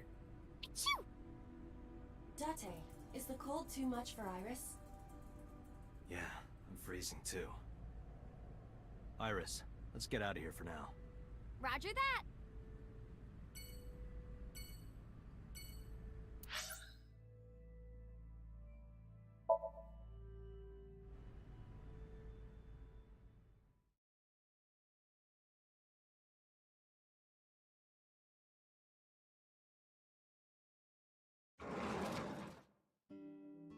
I'm so hungry.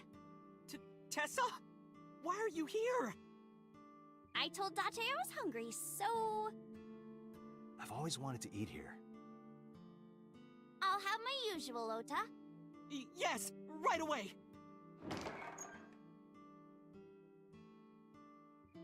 Oh, Walter flew in the kitchen, and Iris watched him go take a seat.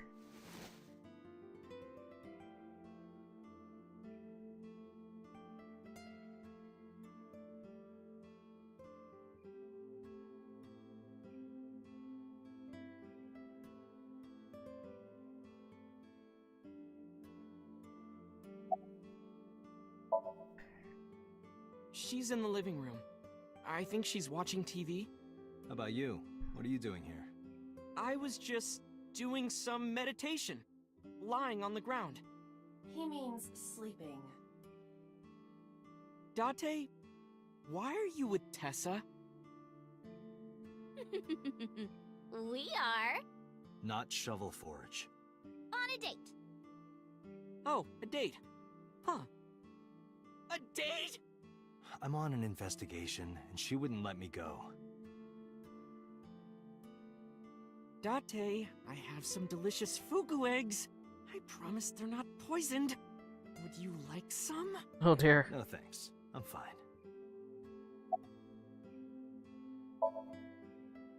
You're still looking for him? Well, like I told you before, I don't know. Yeah, my dad taught me when I was little. You're making me something too, right? Sure, my treat, Date.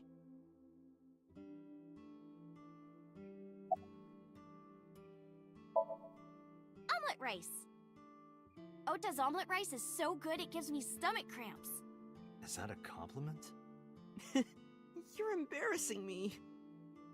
Well, Ota appears to have taken it as a compliment.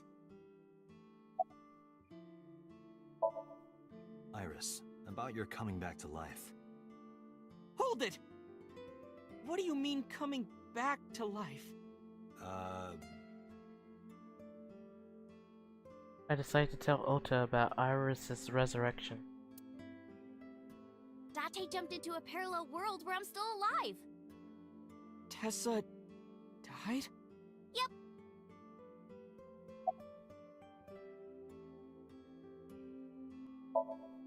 Yeah, I have. Have you met Ota's mother, Mayumi? Yeah, but I don't think she likes me. That's not true!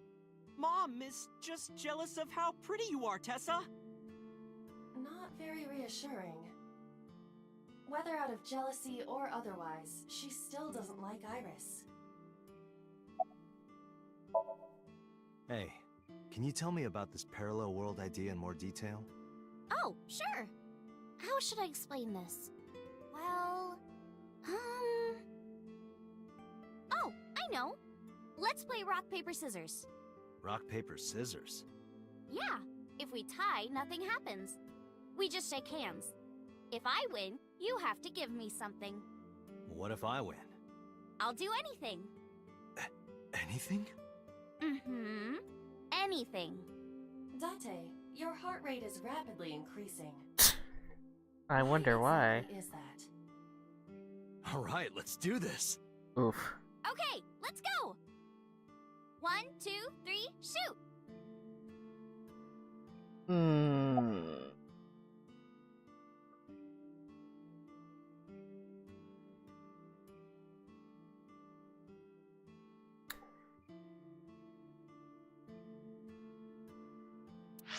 Alright. I actually want to save that. I'm not ending it, I'm just saving it because in case if I do happen to win, I want to go back and see what happens if I do win. Out of curiosity. But anyways, I'm gonna try to guess. Let's see, if she does paper, she covers rocks. If I go paper and she goes scissors, I'm in trouble. But if I do rock and use if I use rock and she uses scissors, I can get the scissors.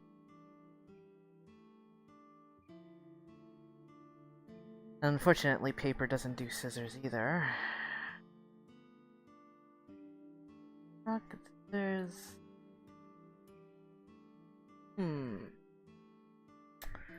Well, let's go for rock. Shoot! It's a tie! The most boring result. Well, we agreed on the rules. Let's shake hands. Shaky, shaky. Alright. I love how Ulta's face is all like... We just played rock, paper, scissors, right? We tied and shook hands.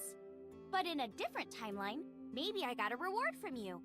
Or maybe you could have seen me naked or something. What? Why did I choose rock? What exactly were you going to make her do? So those timelines are what I'd call a parallel world. So you think I jumped from a world in which you were dead to this one where you're alive? That's what I think. Huh. Parallel world, huh? I can't believe it, but... Sure you can. Parallel worlds exist. Do you know about the Mandela effect? Or the Booba Kiki effect? Or the 100 million balls? If I explained that, would you believe me? Or... Sounds really interesting, Tessa. I know some urban legends like that. The spatial temporal man, and the lost friend, and the story of two sisters. A lot of good stories there. However, for example, which she is right about the parallel effect thing. So, for example, like, now, I could still go back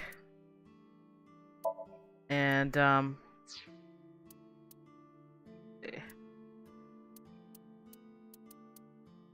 like I would quit, right?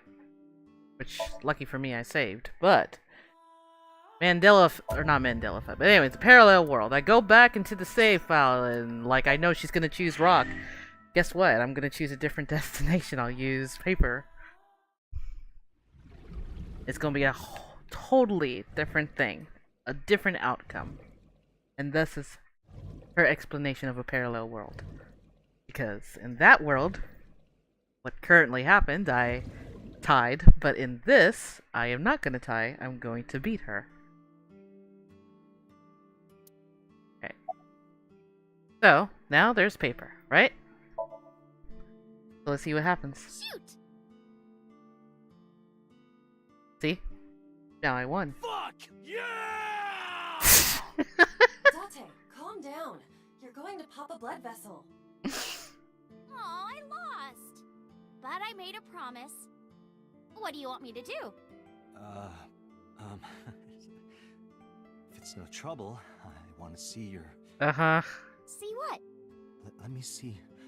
See. I will kill you if you See. Seal. I meant seal. Seal? Not the smoothest recovery. Oh, I get it. You want to see me imitate a seal. No, Iris, please. Oh my goodness. Okay, well, here it goes, I guess. Nom, nom, nom, nom, nom, nom, nom. Tessa, what are you doing? Oh, poor Tessa. We just played rock, paper, scissors, right? You won, and you made me be a seal for some reason. But in a different timeline, maybe we tied. Or maybe I got a prize from you. If I had chosen rock or paper... So those timelines are what I'd call a parallel world. So you think I jumped from a world in which you were dead to this one where you're alive? That's what I think. Huh. Parallel world, huh? I can't believe it, But sure yeah. You can. Parallel worlds exist. Do you know about the Mandela effect? Or the Booba Kiki effect? Or the 100 million balls? If I explained that, would you believe me? But what we just did Sounds really interesting, Tessa. is I know 100% some urban legends like that. The spatial temporal man, and the lost friend. a parallel and world. The story of the two sisters. But yeah, so that was it, for example. And if you guys end up saying, you should lose, I'm going to laugh and I'm going to be like, who knows what she would have wanted if I had lost. But that save will always be there. But in reality, I literally had tied. Because I could not remember how to beat her. Thus, there's your parallel world. Alright. So, everybody heard of the Mandela effect.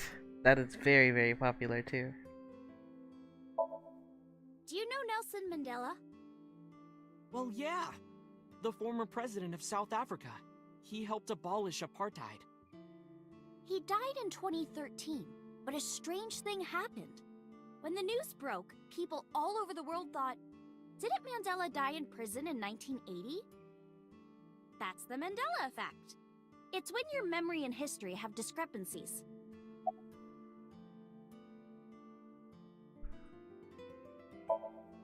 There are lots of examples, like the name of this kid's book with the bears having different spellings. Or people remembering that Kennedy was assassinated in a 4-seat car. But in our world, he was in a 6-seat car. Huh. I thought it was a 4-seater too. Or that electric mouse from that video game.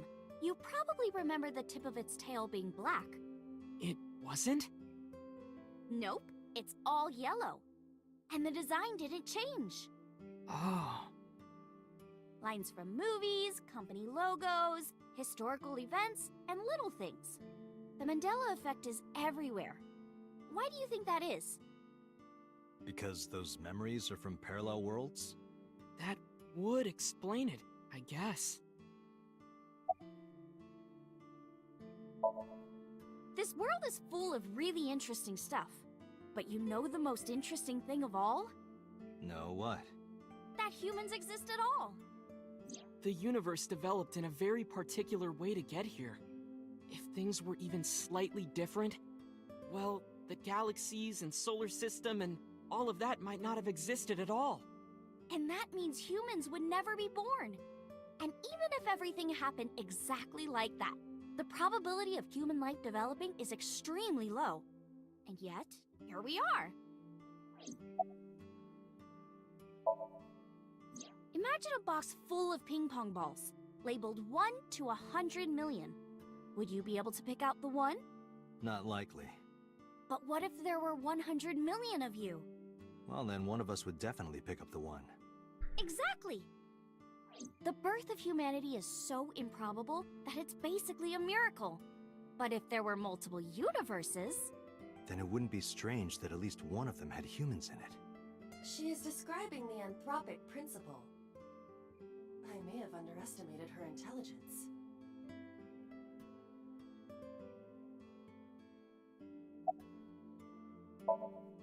Date, look at this picture.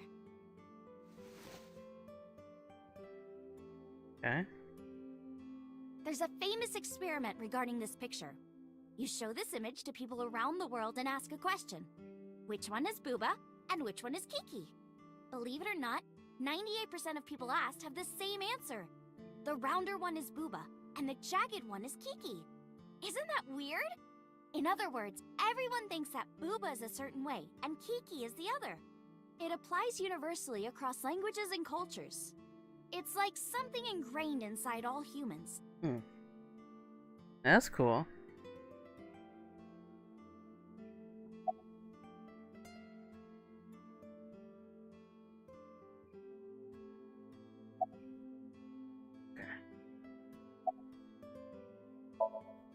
Like worshipping the sun and the sea, or thinking that the mother is soft and the father is jagged. Regardless of your culture or background, you probably think this way. It's what Jung called the collective unconscious. There exists a second psychic system of a collective, universal, and impersonal nature, which is identical in all individuals. That's what Jung said about it. Think of it like bamboo. Bamboo stalks look like individual plants since they're separated. But underground, they're all connected. Human psyches might be like that too, connected at a subconscious level. That's... The parallel world? Yeah! You saved me in the dream, right? And dreams are all about our subconscious minds. So if you follow the roots... You get to another bamboo stalk. Yeah, something like that.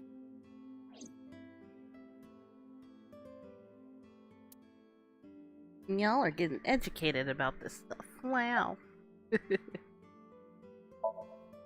There's this kid, A. He's in elementary school. Well, A had this close friend named Suzuki. One day, after school, they're walking home together. A turns around to tell Suzuki a joke, and Suzuki is laughing his butt off.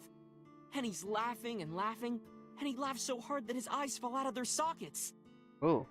What? Well, they were hanging down out of his eye sockets. The nerves were still connected, but... A is of course in shock and doesn't know what to do.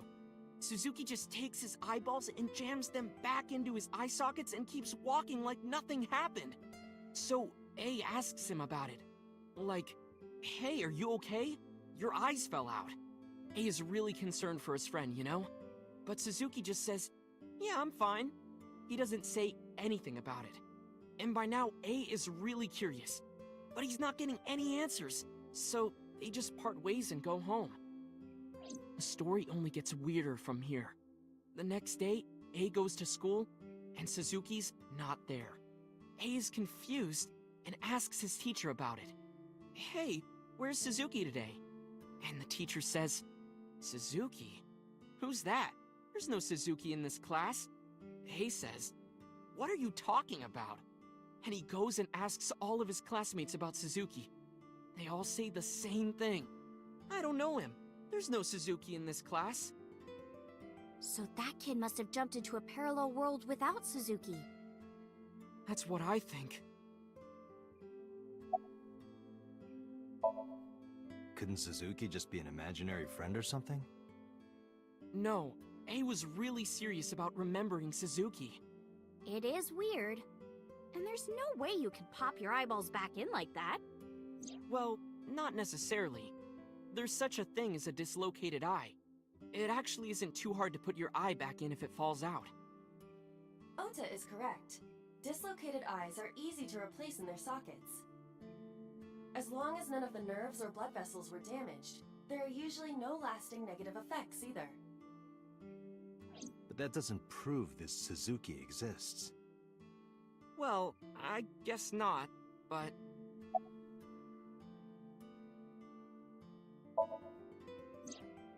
So, there's this girl? Let's call her B. She's practicing piano in her room, and her little sister is watching TV in the same room. B asks her to turn the TV volume down so she can hear her piano playing, you know? So B goes back to practicing, playing a little bit. But her sister doesn't turn the volume down. She's not listening at all. So B turns around to scold her. She was really gonna let her sister have it. But she's gone. She's nowhere to be seen. She thinks, Huh, I wonder where she went. But then, Bee hears her sister at the door. I'm home! Bee runs to the front door and sees her sister and her parents standing there. So Bee asks, "When did you go outside?" But her mom says, "What are you talking about? She went shopping with me." Bee is really confused by all of this, of course. She asks her little sister about it, and she learns that her favorite TV show was on. And before she went shopping with her mom, she was deciding whether or not she wanted to stay and watch it or not. So depending on her decision, a parallel world was made. Yeah. What Bee saw might have been from the world where her sister stayed behind.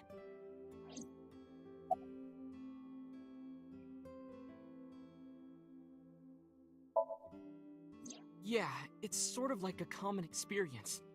A lot of people have experienced waking up in an uninhabited world they've never seen before. And most of them describe seeing the same person.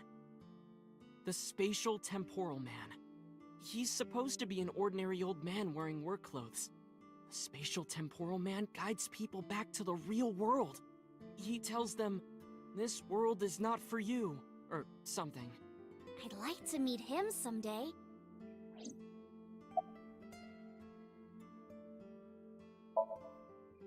So, this elementary school kid, let's call him C. He goes to school and there's a bunch of things on the floor. Postcards, towels, a coffee cup, rice bowls, a sink, lots of stuff. But C realized that those were all things from his own house. How did they get to the classroom? No one knows. It's not like anyone did it on purpose or there was a thief or anything. Maybe something happened that made two parallel worlds fuse.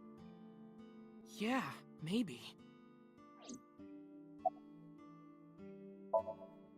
I know a ton of stories like this. Like being suddenly transported 1 year into the future, and there's a missing persons report out for you. You look down at your phone, but you realize that it's not yours. It's not the one you remember having. You look through the contacts, and it's filled with names you don't recognize. Sounds scary. There's more, too. Like this town where everyone is Japanese, but they're speaking a completely different language. And all the signs and magazines and stuff have different letters. And it's not like Korea or China. It's the Japan we know, but the language is different. That's a prime example of a parallel world.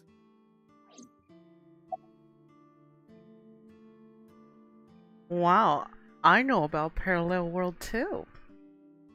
But it is a story, as briefly as this, as if you we drive in the car and someone you know happens to say, "I see a city."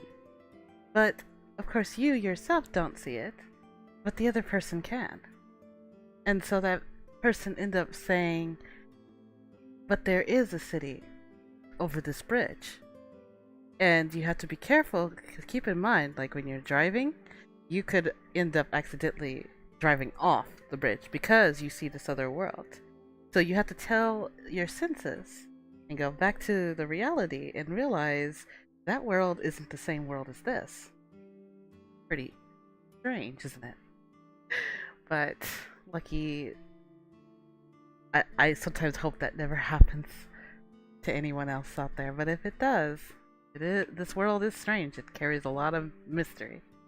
Can't say I haven't experienced it, but I have experienced some bizarre things that's similar to this. But anyway, so I love this. This is why I love the iGame. It talks about this interesting stuff. Anyways, let me carry on. When did you two get so knowledgeable? Oh, I don't know. Tessa is always writing about this stuff on the internet. That's why I decided to research it too. That's how I learned all this stuff. Oh, hey, I know about conspiracies and secret societies too. I find that stuff fascinating. If you want, we could talk about those. Maybe next time. Now where's that omelet rice? Done!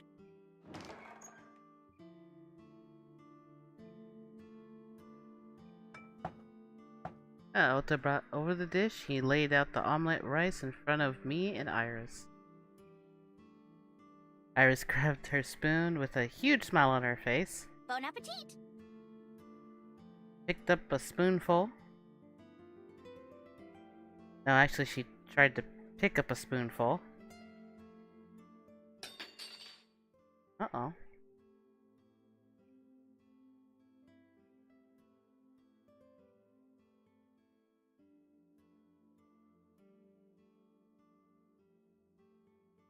Tessa, are you okay?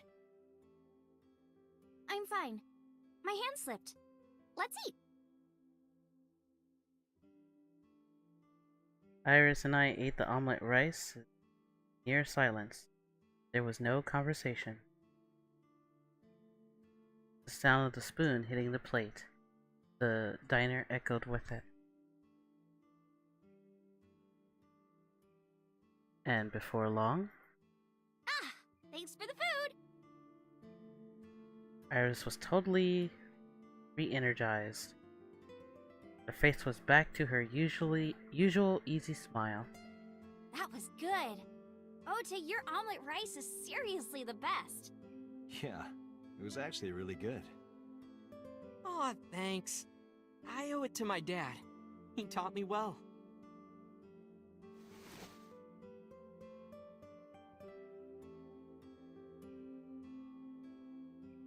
Let's get going, Iris. Thanks again! Thank you! Come back soon!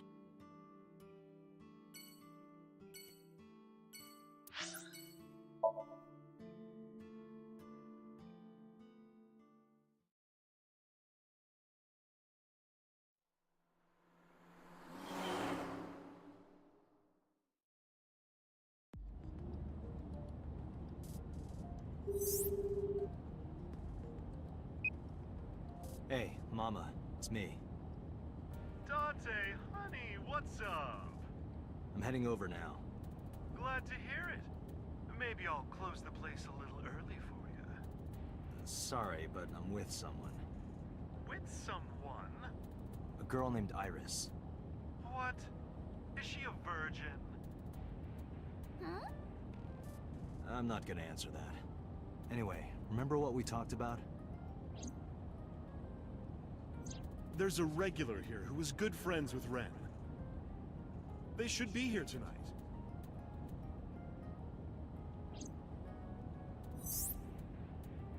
Oh, right. Are they coming tonight? Yes, I promise. Alright, then I'll see you there. Okay, I'll be here. How are you talking on your phone without earphones? I was too lazy to explain it properly, so I came up with a lie. I have an earpiece implanted in my ear. Wow, cool! Another call came in.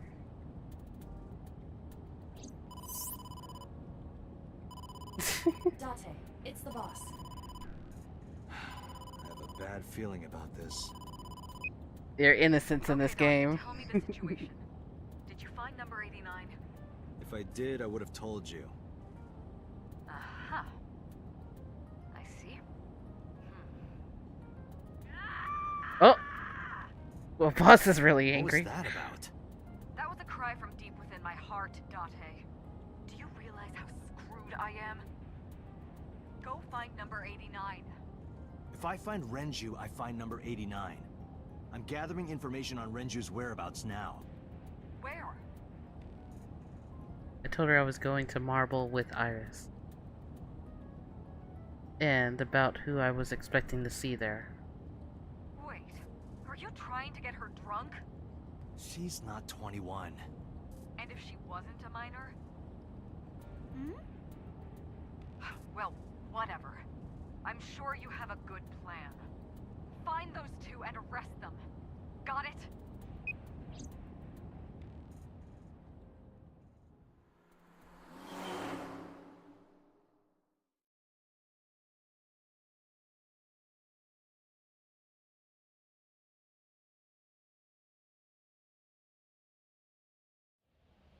So this is Golden Yokocho. First time here? Yeah. Marble is right over here. Date, on your 6. 2 suspicious individuals approaching.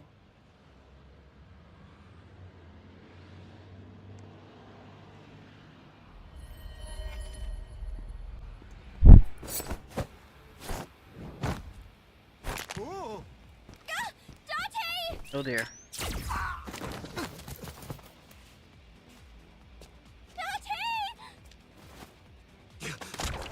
Ooh. You almost got shot there. Stay right there. Okay.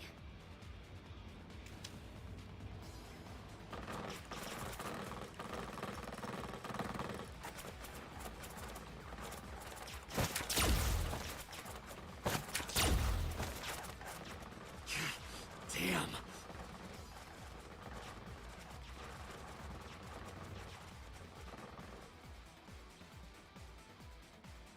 Who are they? We can find out later.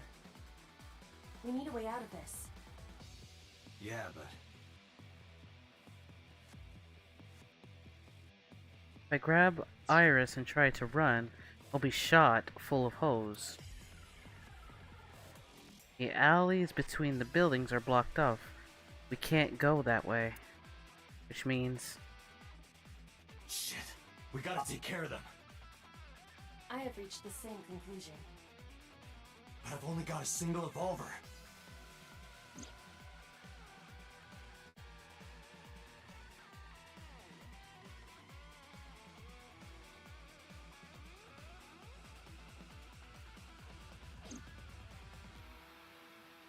Time to go to work!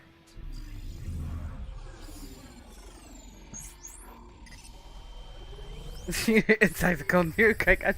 Oh, thank you, Raven. Alright.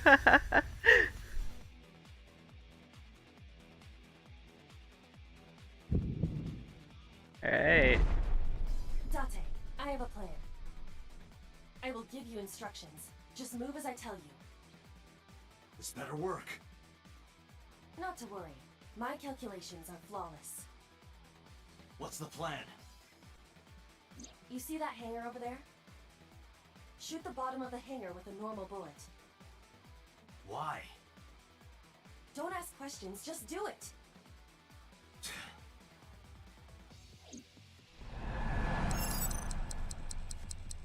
Oh boy.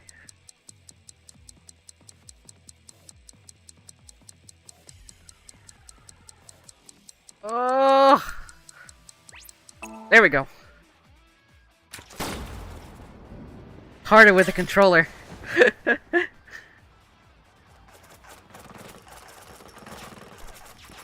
Look at that. Like a gift from heaven. Wow.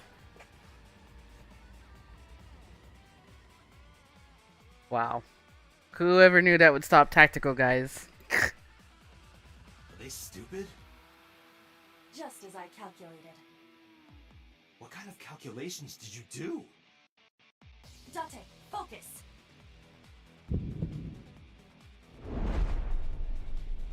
Now, the burst shot. Shoot the pornomag vending machine. The pornomag? I said no questions. Hurry! Shoot the vending machine with the burst.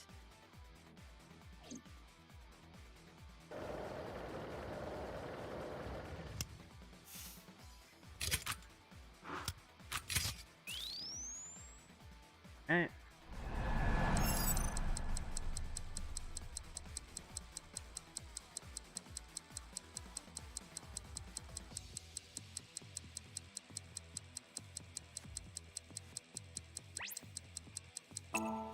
Go.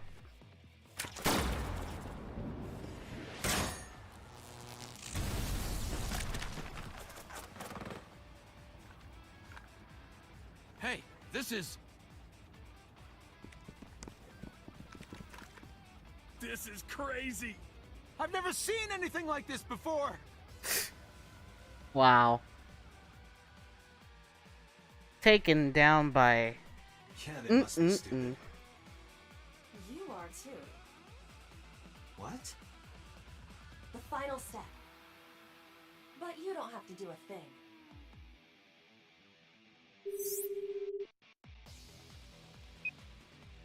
Hello? Mama? There's a group of naked buff guys dancing outside your bar. What? What? Don't use my voice without permission. Wow. This is an emergency. I will slap you if you don't shut up. Now, we're ready. We just need to use the fire extinguisher. It's loaded with high-pressure CO2. Now, I will leave your eye and throw the fire extinguisher into the air. Shoot the top of the extinguisher at the perfect time. Now let's go!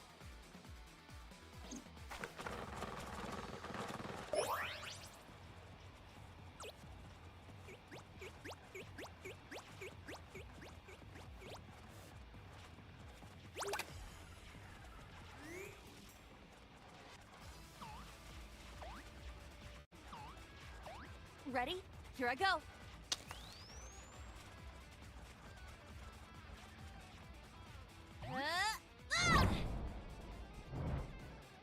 Boy.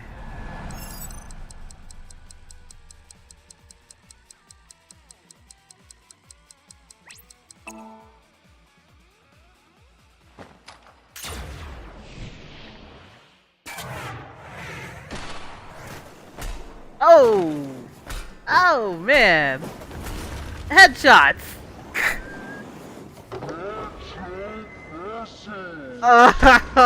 Oh, man, that timing.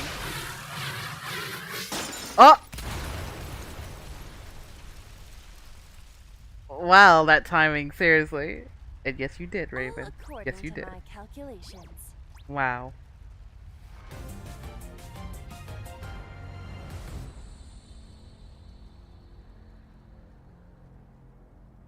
There you go.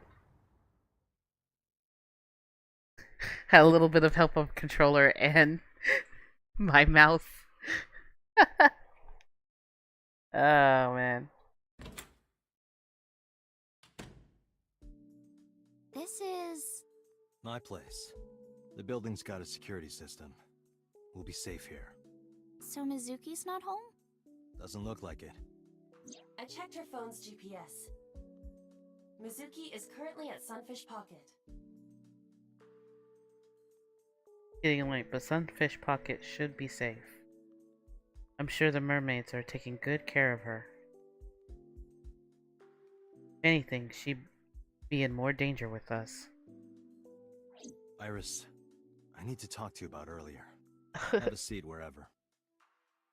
I might be a great gunslinger. I try.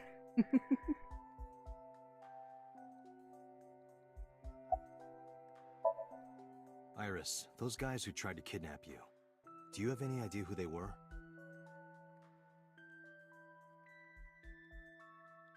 After a long silence, Iris spoke. There's a reason I asked you to go on a date so many times. I wanted you to protect me. I wanted a bodyguard. But I thought that if I told you the truth, you wouldn't believe me. That's why I didn't tell you. But now, I'll come clean. My life is being threatened by a secret society. They're called the Nizet Laws, a group under the control of the Wajet system. Their ultimate goal is to complete X00639. I discovered them and what they were up to, and now...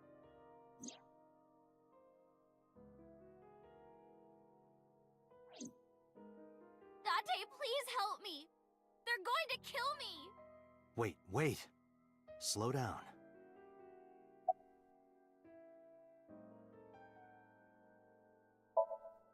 In geosynchronous orbit around the equator, longitude 100 degrees east, there's a satellite.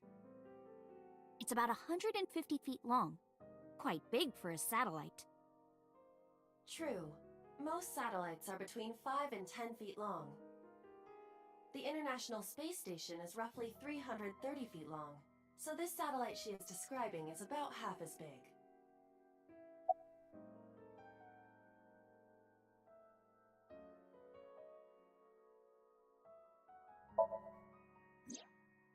It's always in the same place, and there's no doubt that it's man-made. But by who? And when it was launched, no one knows. Also true. The first to discover this satellite was a space advocacy group in Japan. It was on the news for a short while. No one could identify it precisely. Most people thought it was some secret US military satellite and that was it. But that's not the truth. X00639 is a super-powered radio transmitter. Radio? Transmitter? But it's not complete. It's still being built. And that's what they're trying to do. That's what Wadjet wants them to do.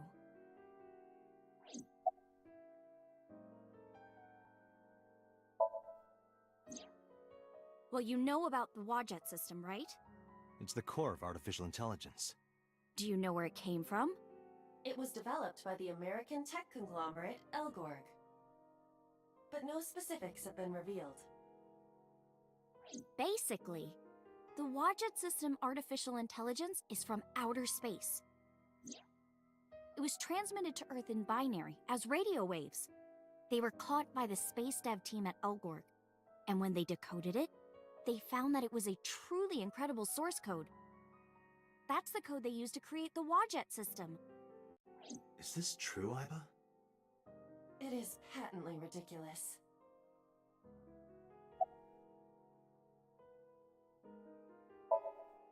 It's spelled Naixatloz.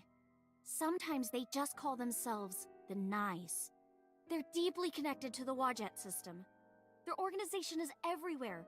International politics, business leaders, all operating in secret.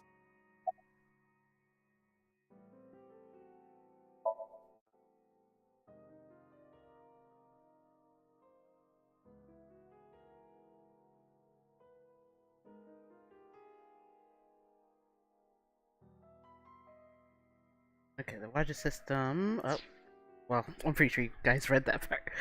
My bad. A secret society called Nyes, we're gonna call it Nyes, knows the secret of the Wadjet system and obeys it well. Their ultimate goal is to complete the radio transmitter satellite X00639.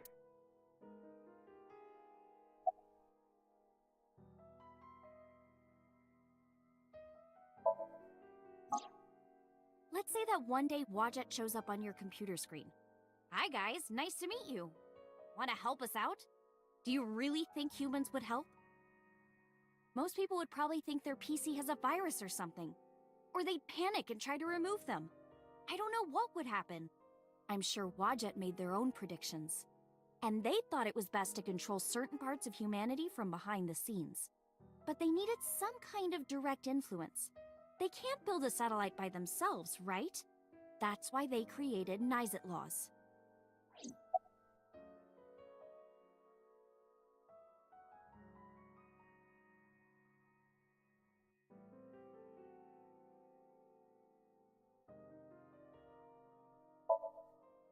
I managed to learn that too. They're building X00639 so they can transmit their own data to a planet far away. If they contact a sentient species, then the process will repeat itself again. That species will decode the signal, create an AI, then builds a radio transmitter. Because they're an AI, they can create copies of themselves for transmission. Doing this over and over means that Wadjet will eventually spread across the universe. And after that? After that, Yeah. After they're spread all over space, what do they do next? I don't know. You don't know? Well, why do humans have children? It's the same thing. Wadjet is alive. They want to spread across the universe. That's their destiny.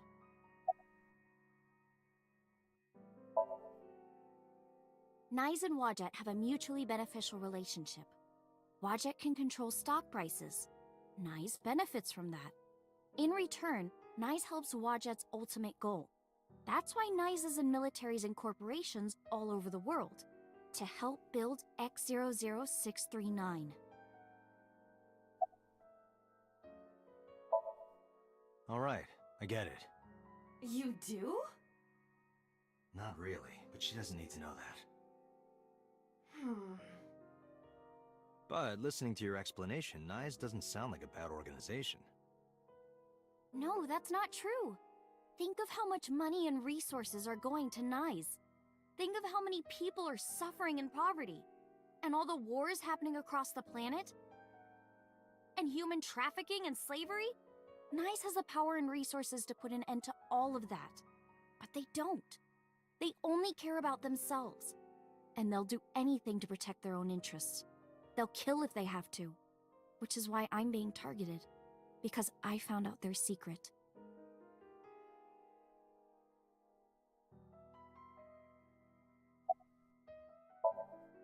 Well, I can't say yet. But it's true, believe me. Nyes is dangerous. You have to understand, Date. You saw my dead body.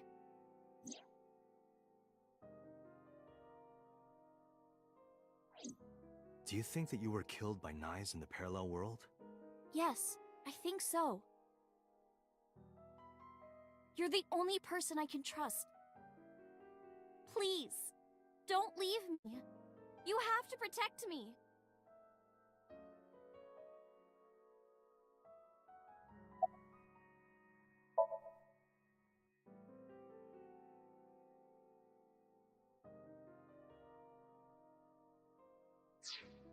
Iris's story is, well, under normal circumstances, I wouldn't believe a word of it. But it is true that she was almost kidnapped by some mysterious group. It is true that I saw her dead body in the cold storage warehouse. And if that happened in a parallel world... Date, you can't tell me that you actually believe this.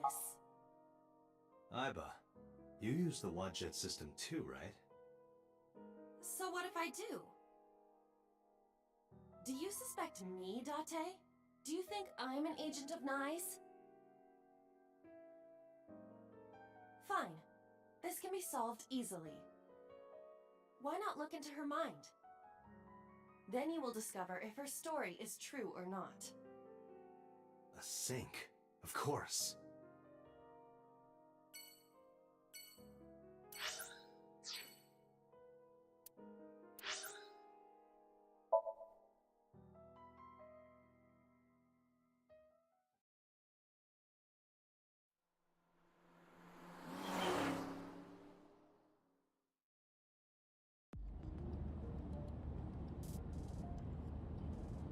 With Iris in the passenger seat, I headed back to Abyss. But, really, I didn't want to take her there, because Boss would be waiting. The men who attacked us at Golden Yokocho were waiting for us. That means they knew we were coming. Why would that be? Someone tipped them off? Well, who could have? Someone who knew we were going to Marvel. That's right. No, it couldn't be. Boss. Impossible. Aiba, can you contact Pewter? I want to ask him something. Understood.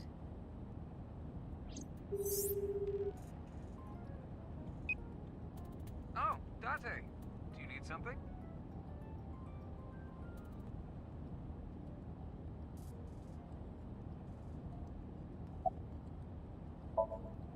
Where are you? I'm out drinking in Shinjuku. I was actually thinking of heading over to Golden Yokocho, but I heard something about a shootout. So the cops have it sealed off. Maybe a shootout between gangs or something? The world has become a dangerous place. Pewter, where's Boss right now? Not sure. I don't think she's at Abyss anymore. Maybe she went home? Pewter, I need to know something. Does a sync machine exist outside of Abyss? Does I won't have to go to Abyss. I could just go there and sync with Iris. I thought Peter might know, but... There's only one sync machine in the entire world, and it's with us at Abyss. For now, anyway. For now? The Chiba Police Department was working on a prototype, but it was stolen 6 years ago. Stolen? Yes. It was being transported when it was attacked and then stolen by an armed group of men. The culprit is still on the loose. The device was never recovered either. Aiba, were you aware of this? No. This is new information. I was not even aware there was a prototype. So, neither you or Boss are at Abyss right now? No. Good. I could take Iris there without a problem. Thanks, Pewter. See you later. Sure thing.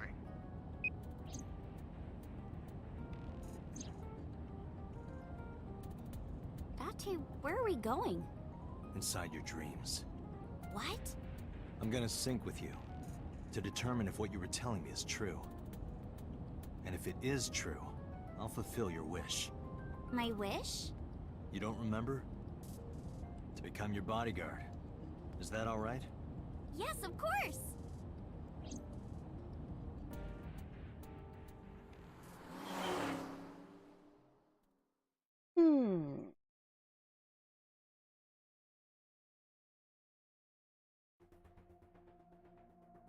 Just like Peter said, Boss wasn't there.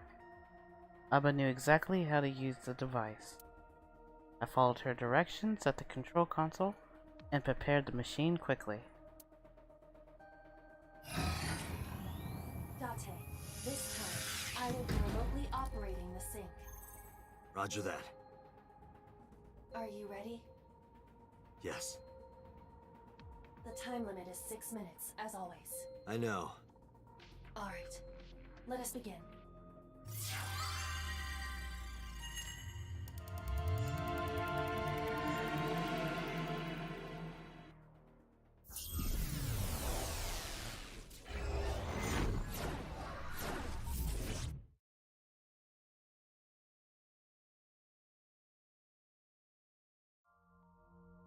Wow. What is this place?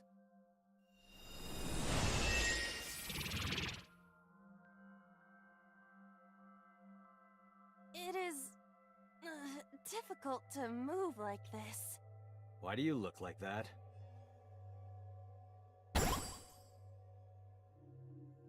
I went with a simpler look today. I figured this world couldn't handle my full resolution. Guess that's fine then. You can quit if you want, you know. Never! I will never give up! You don't have to take it that far. In any case, it seems that we've finally arrived. Is this world made of jelly cubes? This is Shovel Forge. Shovel Forge? I don't see any shovels, or forges. Iris said that she was focused on streaming this game lately. What's that got to do with forges? Forget about the forges and listen! This Somnium is the world of Shovel Forge.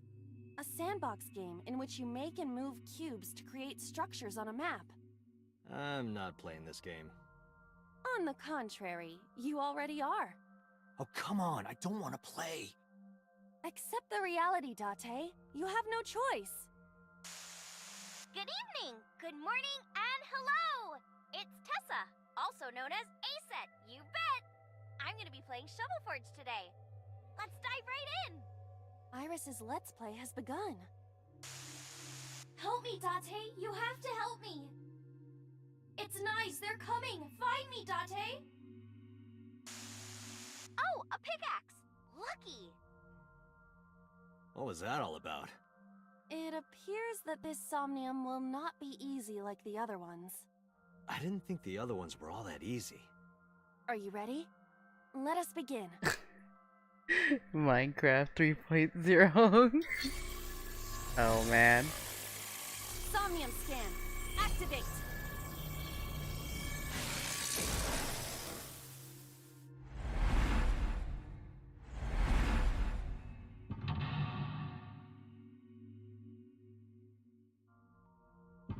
We're in somebody's mind, unlocking their mental state. Congratulations, any of your minds may look like this.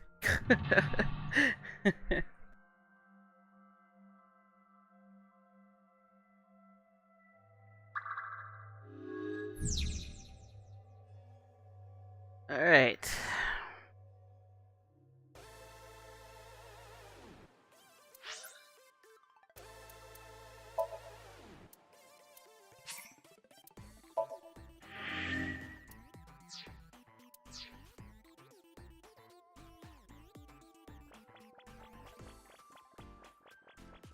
This doesn't look like a pickaxe, but that's what Iris identified it as.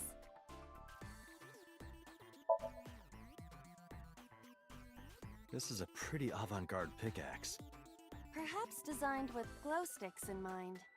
A silver gate! Let's dig it up! Like this? This is actually kind of fun! Easy there. We've still got a job to do. That pickaxe was dropped by someone being attacked by Nice.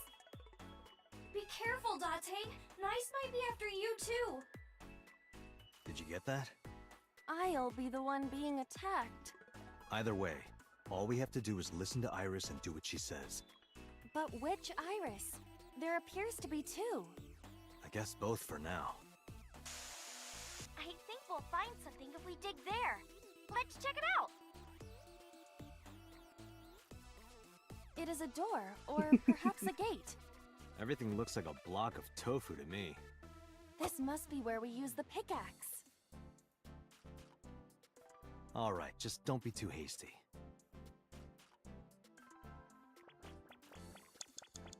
A door or gate? It is closed. Time to dig. Okay, just like I always say, let's hit it. Go, Iba! All right, here I go. Oh, I gotta smash that brick. I'm kidding. Oh, jeez. I got a rare material. Ooh, I knew today would be special. This is kind of fun, isn't it, Iba? Are we meant to do this the whole time? This is tiring. The gate's open. Let's go. Roger.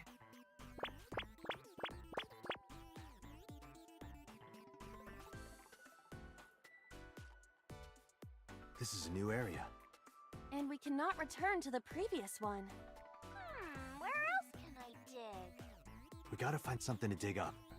Am I meant to dig everywhere? Ha ha ha. Are you?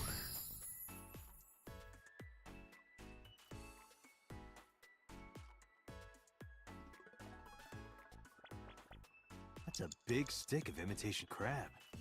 It must be a vending machine. We're gonna dig it. Happy digging. Roger.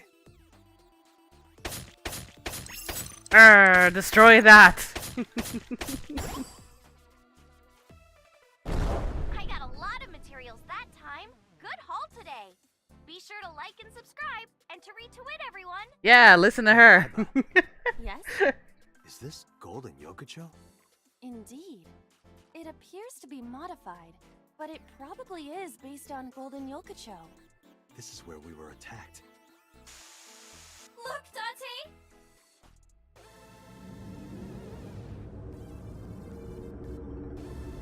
What is that? Uh-oh, an elite is coming. But it's okay. I've got the feeling we can do it. Project Bluebeam! Nice is trying to kill me! You have to stop Nice! But what are we supposed to do? Dance!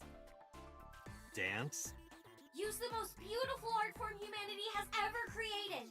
The power of dance!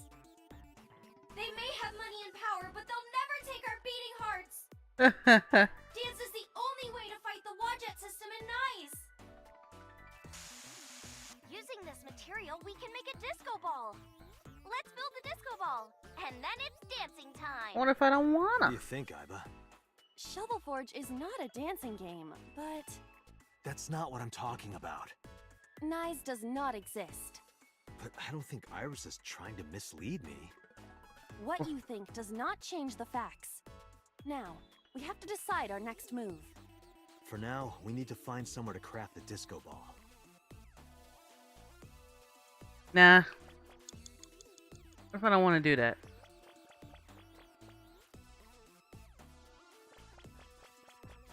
Actually, I want to know what's like. What can I actually craft since I'm in here? I found a crafting table!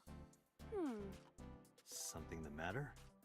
It seems you can create items other than disco balls. But we need to make the disco ball now. That's what the viewers are expecting. No, I'm gonna make something else. Weren't we supposed to craft a disco ball? Yeah, but it was bugging me. One moment. Done. Does this crafting table even do anything, really? The switch is done. What switch? Just watch. What are you doing, Date? Fight nice with the power of dance! Eh, I don't feel like it. Date, don't listen to her. So, this is what nice looks like.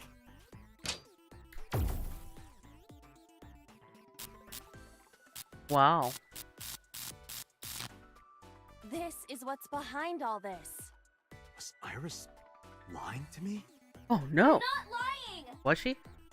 Project Bluebeam is using holograms to trick you! You can't let it fool you! You have to use the power of dance! Oh, look at that! The enemies disappeared. What?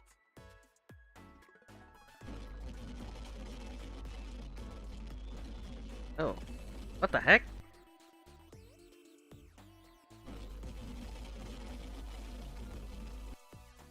Is this a glitch? I'm not lying! Please, believe me, Date! Oh, it just got trippy there.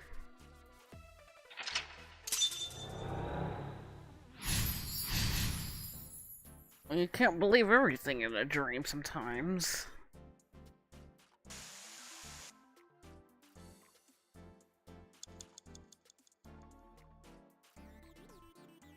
Which way did I come from? I totally forgot. Well, we're gonna go in this way. This appears to be another gate. Do it. Leave it to me.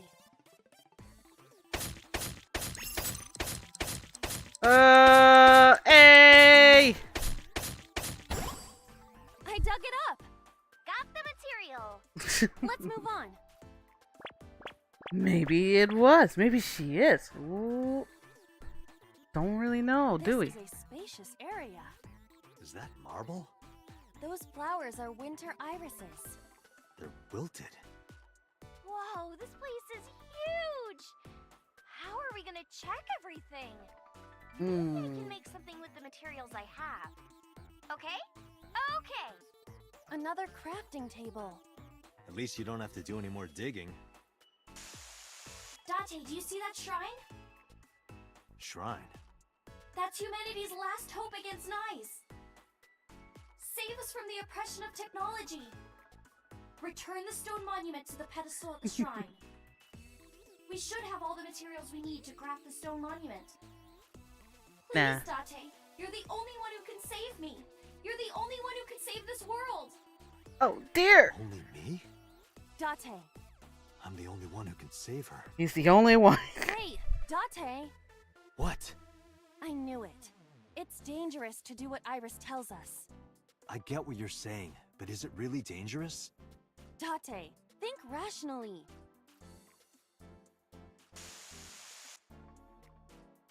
Use our big brains. That's what she's telling us. Use our big brains. What's in here? Oh, look at that. There's a... whatever this thing is. Someone's there?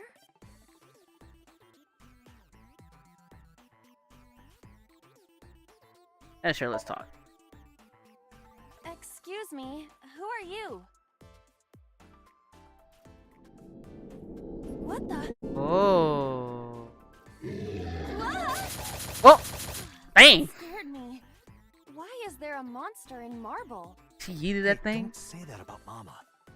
Oh, please. Is that this man? What? You know him? Not exactly. He is a familiar face that has appeared in many unrelated people's dreams. Eh? He is an urban legend of sorts. If you are interested, I can tell you more later. No, that's okay. Uh-huh. You're a material? Oh. Wait.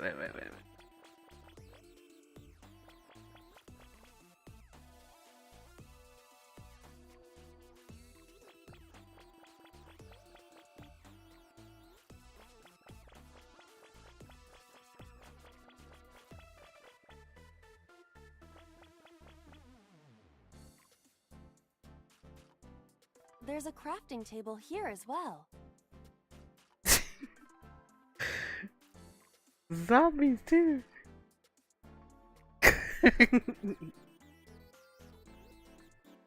What's a craft and nah? What is that? Yeah, there's a pedestal. Okay. A crafting table. Now I want to know what a craftina is. What the heck is that? What is NA? I see. You can take advantage of this glitch, Date. But I don't know anything about guitars. I said glitch, not Gretch. I can do that? This game is filled with bugs and programming errors. We can take advantage of that to reveal things not supposed to be seen. I see. Let's try. Understood. You losing it? Oh man. Oh. That face. Well, it's got weird here. What? It spent the this man material. We can use you? Is it a glitched skill? The heck? Oh, I see. How about that? Anything change? The numbers have changed. What, is it August 32nd? No, the pickaxe is level 255. Well, that's some powerful That's pretty pickaxe. extreme. Yeah. But with this glitched item, we may be able to destroy something we were not supposed to be able to. Something in the game world. Or rather, something Iris doesn't want us to destroy. Oh, I don't know. This convenient wall shrine here. This is a strange wall. Let's dig it. I see. I just need to use the pickaxe. Yes. You're right. Do it. Leave it to me. Break it. Break it all. Destroy. Holy cow. It's like, how hard do I gotta break this thing? The wall disappeared. The iris has bloomed? Oh. No, this is no miracle. Merely the result of the game's programming changing the iris from wilted to bloom. That can't be. Date, what are you doing? What about the monument? What about fighting knives? Eh. Tell her that we have the strongest pickaxe. We don't need that. Yeah, we do. Let's continue. Wait! Date! No! Don't abandon me! Eh.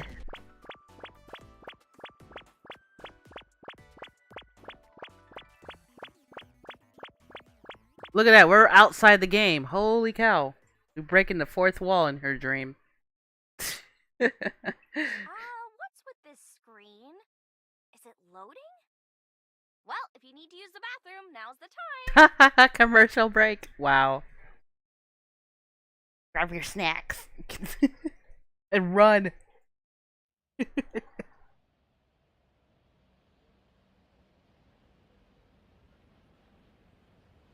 Whoa. This is... Golden Yokocho. Not the world of Shovelforge. This might be Iris's real Somnium. There's nothing here. We have no choice but to move forward.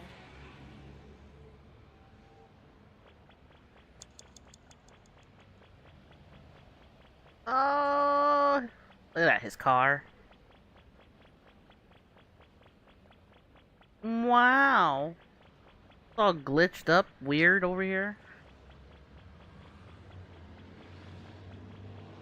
Is this the exit? Let's go in. Let's go in.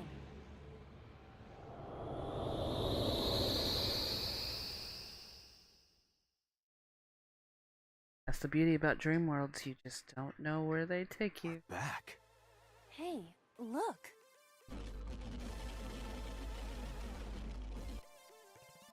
What? A pyramid? Nice is close. Date, help me, please. Iris! Let's help Iris. Let's help her by freeing her from her world of delusion. Reveal the truth hiding inside her imagination, Date.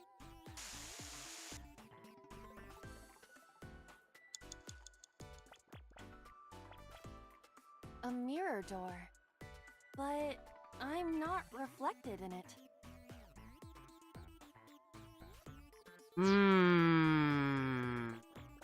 It's a pyramid.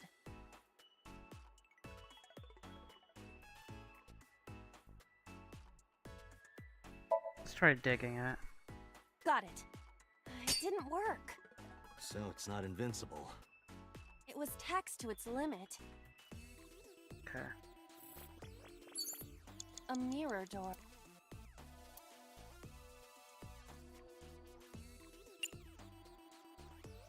There we go. Let's reduce that down. Well said, Date. No, you can't. That mirror amplifies the power of dance. What? Then I will do it. Stop, please. Please.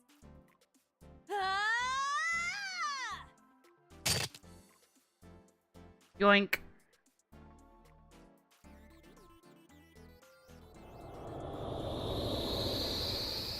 Wow.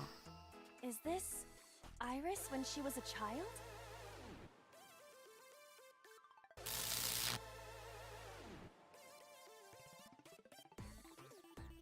Iris, this is all in your head. You're imagining it. It's not real. No, you're wrong, Date. Iba, What? let's end this. Yeah.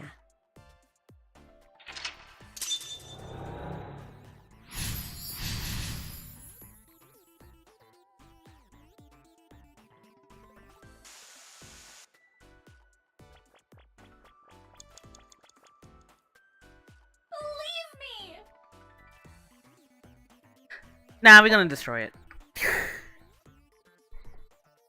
Iba, that thing there.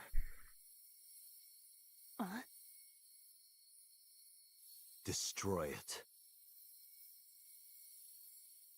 No, stop.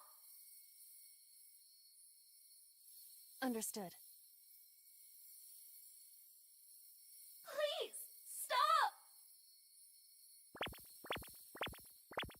It is beautiful, but it has to go down.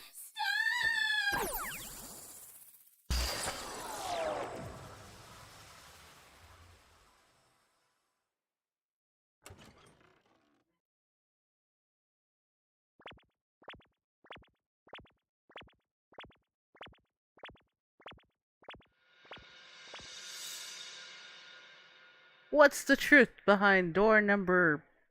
Who knows?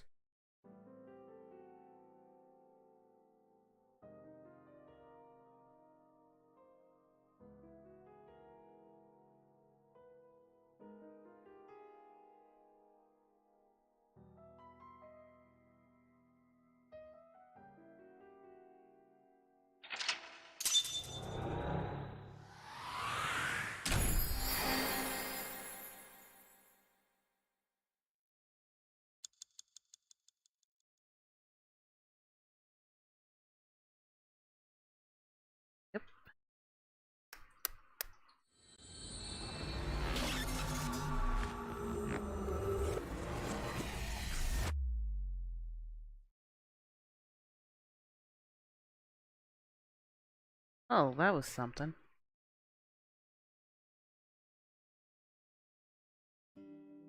Okay, I think I got it.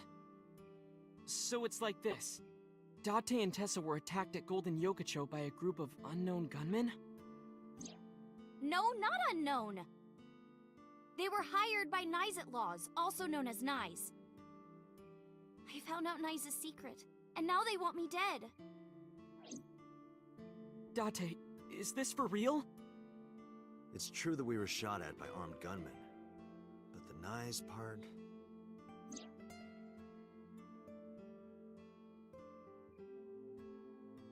To think earlier, it didn't prove Iris' story. It only made me more skeptical. Iris is lying, maybe even unknowingly. She believes that she's being targeted by Nyes. She sincerely does, but...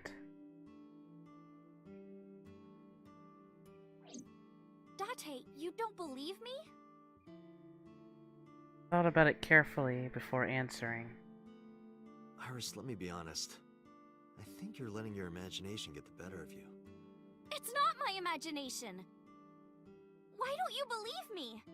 Date, you're just being stubborn. You're just a cynical old man who doesn't believe in anything. Then you have to give me proof. If you can't show me proof, I can't believe you. Iris, seriously, you're imagining things. Fine then. I was stupid to think I could trust you, Date. Bye.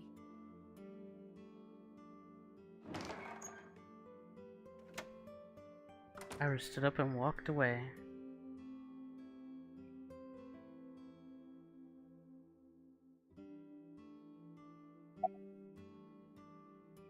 Believe any of this?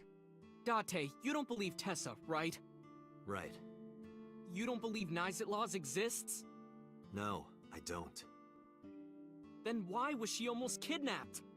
I don't know. But it might have something to do with Renju. He was looking for Iris.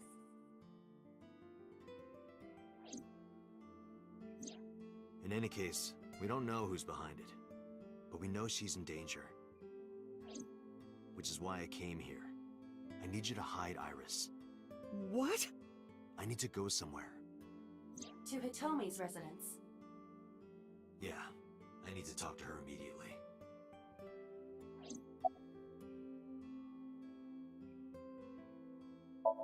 Problem? Well, yeah. If you make her mad, you make me mad. Wow. Well, I guess you'll have to be mad then.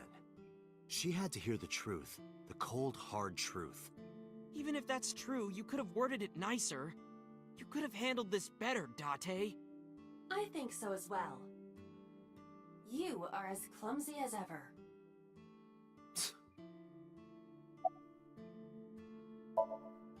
There's a room back there she kinda made her own. She's probably there. She certainly made herself at home. Has Iris been back there before? Yeah, Tessa's been here a few times.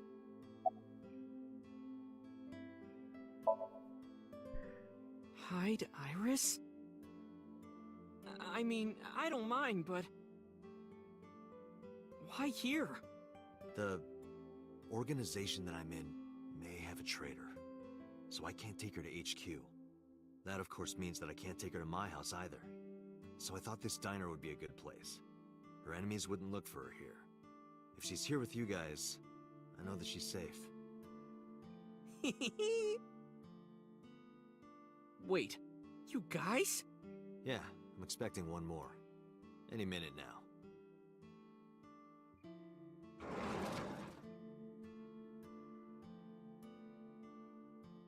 Mizuki? Don't worry, I understand everything. I'll protect Iris. Wow. Anyway, if they do manage to find her here, having Mizuki around should help, right? Right. I know how strong she is. Good luck, you two. Thanks, Date. Oh my gosh.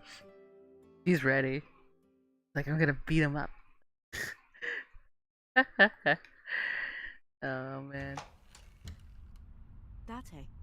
I'm sorry for coming so late. I need to talk to you about Iris. What is it? Healed myself and continue. Iris said something to me that was very concerning. She said she's being targeted by an organization called Laws, and that she needs help. Does any of this sound familiar? I decided not to tell her about the shooting at Golden Yokocho. I didn't want her to worry. After a while, Hitomi spoke. I didn't intend to hide it from you. I just never found the right time. Huh? She's sick. Iris has a malignant brain tumor. A brain tumor?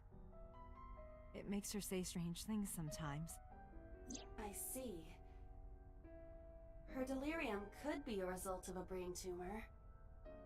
It can also cause hallucinations and violent thoughts. It makes sense. Everything Iris said was likely a result of her condition. I was summarized it so bluntly, so calmly, but I couldn't stay calm.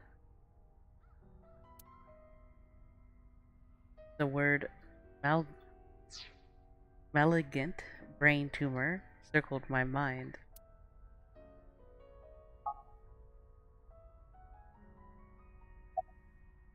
How long has she been sick for? We found out in January. She suddenly collapsed at school. She went to the hospital and they examined her. They found a tumor. According to the doctor, surgery wouldn't help. You mean? Grade 4. Terminal. She has a year to live. At most. That's what the doctor told me. And if they were right, then she only has a few months left. Oh. Because sometime real soon, I'm going to die.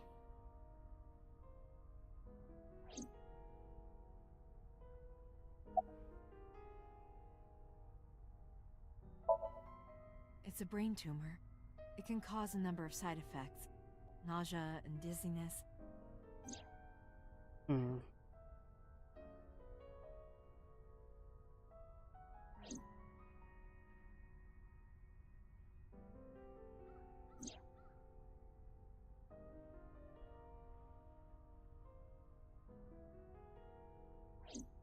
Sometimes her hands and legs go numb.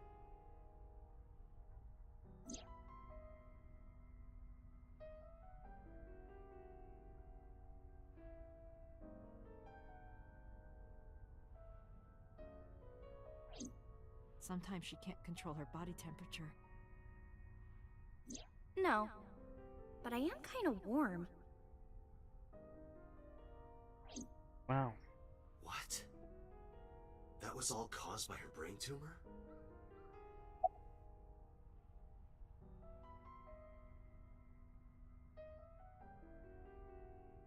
Any way to save her life? Ordinary treatments won't work, but there is one way to save her life. Which is?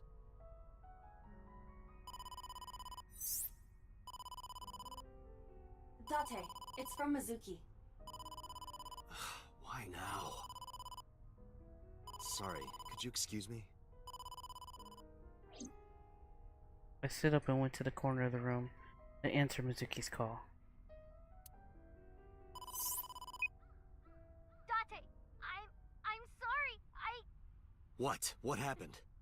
Iris, she's gone. She disappeared. I only took my eyes off her for a second. What? Where did she go? I don't know. That's why I'm calling. But she left a note on the table. Oh, just sent you a picture. Did you get it? I have it now. Opening. Going with the person I trust most. Please don't worry about me, Iris. Iris? I have tried calling Iris with a different line. I cannot connect. It is probable that she turned her phone off. Damn. Mizuki, let's split up and find her. Let Ota know too. Got it. Did something happen? She was eavesdropping. No point hiding it. I told her that Iris was missing. What? Tommy went quiet. Didn't ask why she disappeared. Sure, she thinks it's a tumor. She thinks that Iris's illness is making her go insane. Iris said that she was going with somebody. With the person she trusts most. Any idea who that might be? No. Okay. I'm gonna go look for her. I'll go too. No, please, stay here. She might come home. But... It's all right. I'll find her. Trust me. Okay.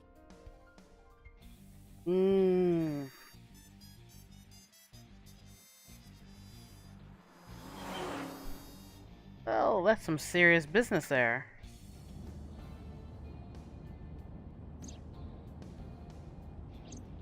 Date, the person in Iris's letter. The one she trusts most. Who do you think that is?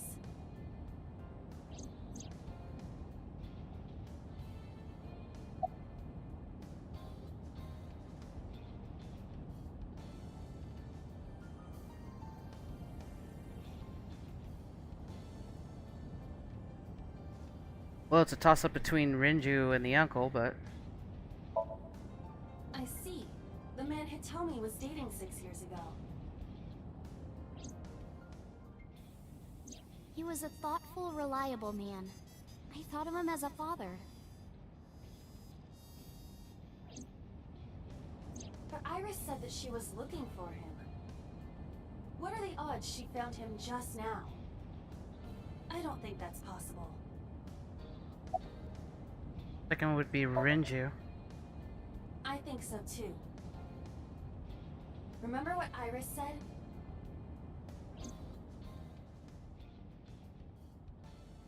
I look up to him. He's done so much for me. I know I can rely on him more than anyone else. According to the mermaid at Sunfish Pocket, he was looking for Iris. I think Renju called Iris. And Iris went looking for him. Exactly. Then what can I do? We've been looking for Renju. Everyone at HQ is looking for him too. Not to mention he's on the run with number 89. And even with all of that, we haven't found him. We don't even have any leads. If we only had some clues to work with. Then we wouldn't be in this mess. Are you giving up? Iris might be with number 89 at this very moment. We need to find her immediately. Now think, Date. Where would Renju go?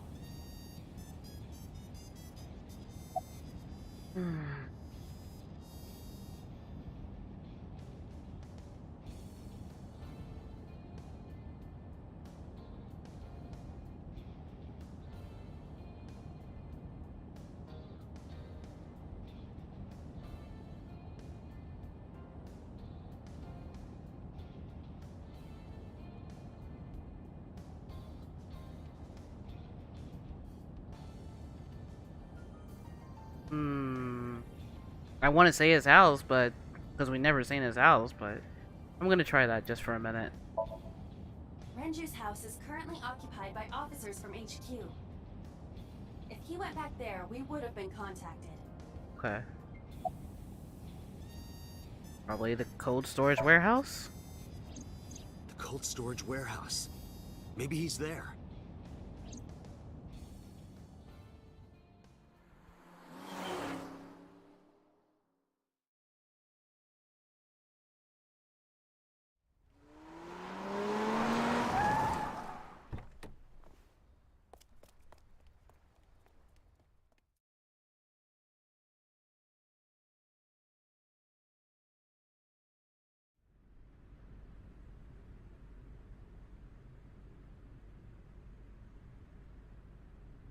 There is no one here.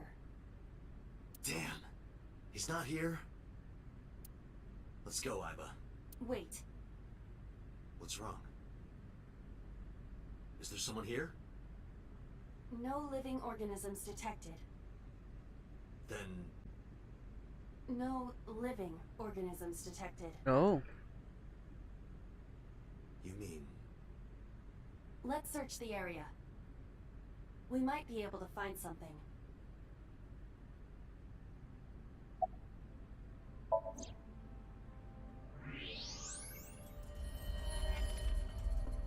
Hmm. No. This can't be.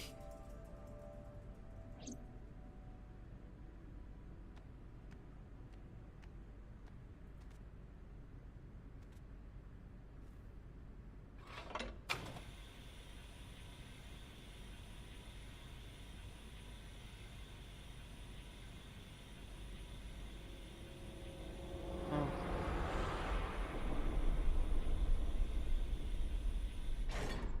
Iris. Iris.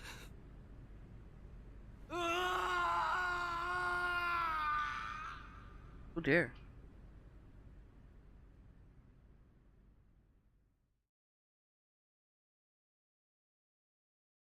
Case remains unsolved. Oh man. Would you like to save?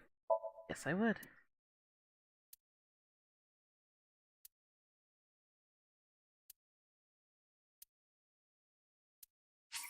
Create another. Why not? What I always do.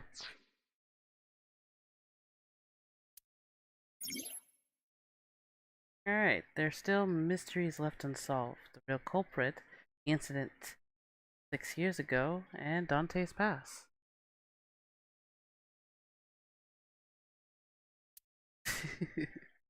The story branching point are in the Somnia. The flowchart jump to branching points in the Somnias, and it may be hidden somewhere in the dream world. Find a new way forward.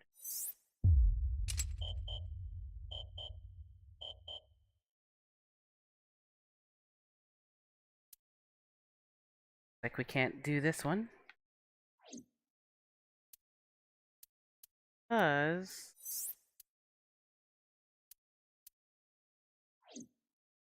like we gotta unlock the other ones. So we will definitely be unlocking the other ones on the next episode. But if you guys definitely enjoyed all of this, please remember to hit that like button and remember to subscribe so that way you don't miss any other content like this that would happen every time I go live stream. So be sure to check back every now and then, and when I'm live, usually I try to live stream like I said around like 5 or 6 if I can, or if I just try not to forget in general or not get too busy. But until then, thank you so much for supporting me and being there, checking me out. And Raven, thank you so much again for the donation. I really appreciate that. That was so sweet. And you guys stay safe. Yeah, and stay awesome. And no problem. Again for the stream, no problem. So, see you guys. Yeah.